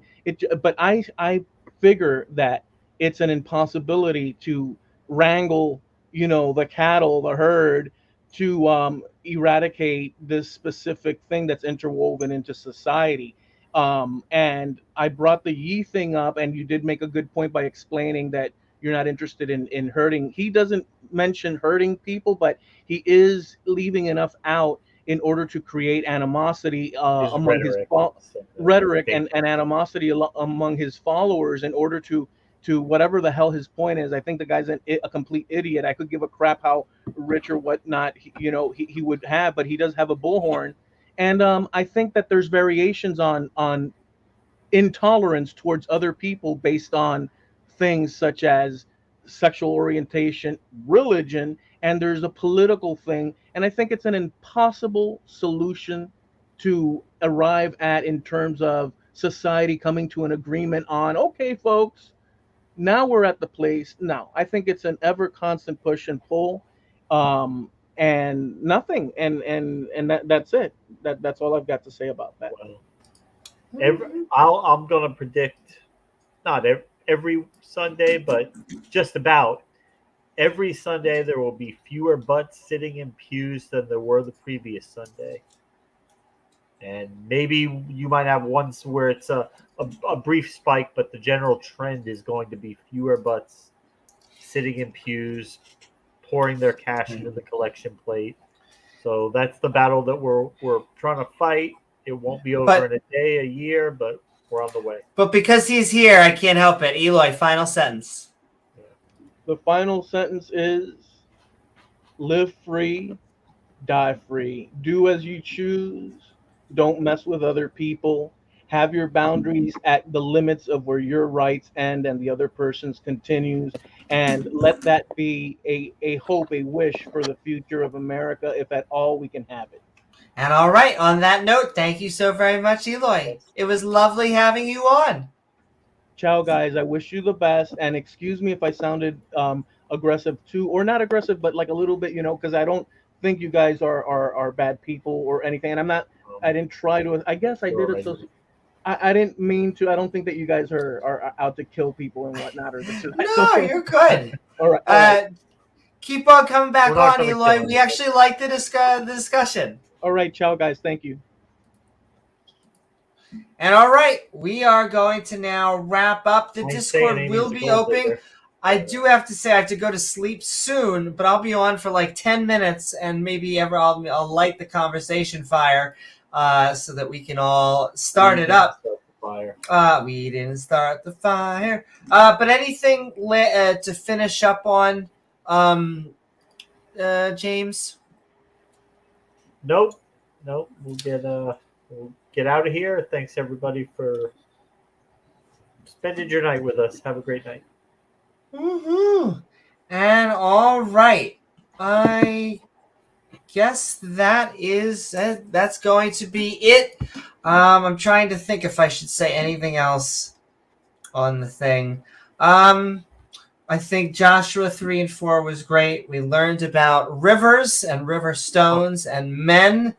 I always feel bad about bringing the LGBTQ issue up over religion.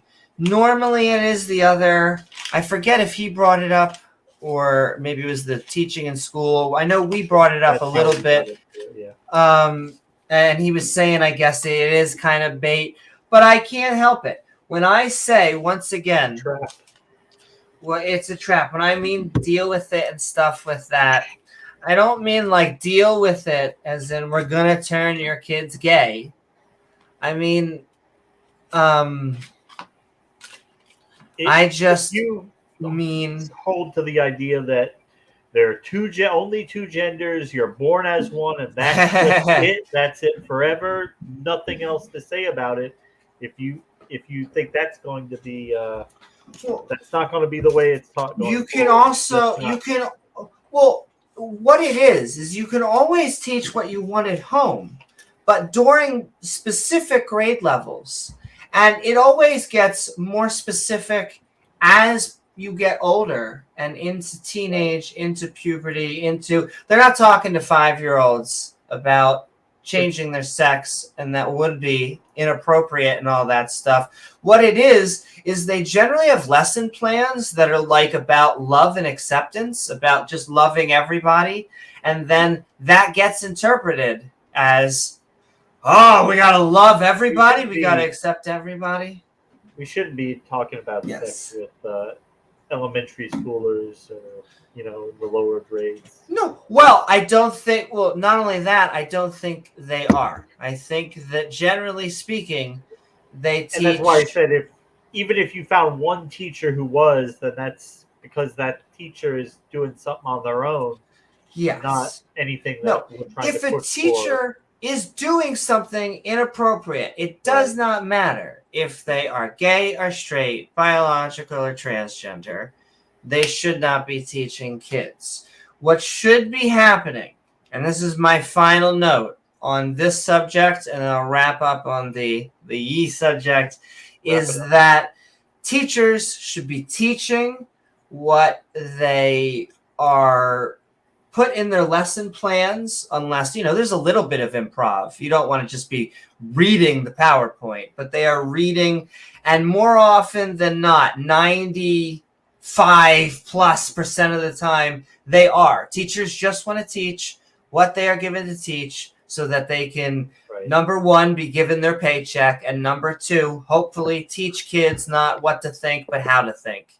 And that's my final thing on that statement. And my ribbon on the other, because like I said, I'm not going to be talking about him as much. He's had his more than enough 15 minutes of fame that they're, as much as I wish that they were in control of the government and the world and I guess the galaxy, the Jews are not in control, because then I would not have college loans. And so it is extremely easy. They hate the simple words, the trigger words, the racist, the scapegoat. However, don't be prejudiced. Don't, blame other people for the bad doings of others, of yourself, or just sometimes it's neither. It's just the bad deck that we were given. And so we got no one to hate. And so we funnel it through there. And it would be easy to just say it was all this one group and therefore everything is wrong. However, it's more complicated than that. Government is us. Religion is us. All of these different institutions of power, it's us. And so if you want to have change, it's got to come from the inside. We got to do it through legislation. We have to do it through awareness. And we have to actually solve hard problems. You have to attack things, whether it's through big money and lobbying, whether it's through things like not being able to get low-price prescription drugs in this country. Whatever the issue is, chances are, if you actually want to address it, it takes a lot of hard work and not just pointing fingers at other people. But you read the rules for radicals. They do that because it works. Also, support mental health. Not an excuse. Never an excuse. You find out who people really are once we help them. But support mental health. And on that note, Definitely. all right. I hope you all had a fantastic episode of this Skeptic Bible Study. The Jordan Peterson River, where we continued the book of Joshua as we crossed the Jordan River and then talked about 12 men and 12 stones in said river as we got stoned along a riverbed and read the book of Joshua, chapters 3 and 4. I do want to thank James W. along with our guest, Eloy. Ding, ding.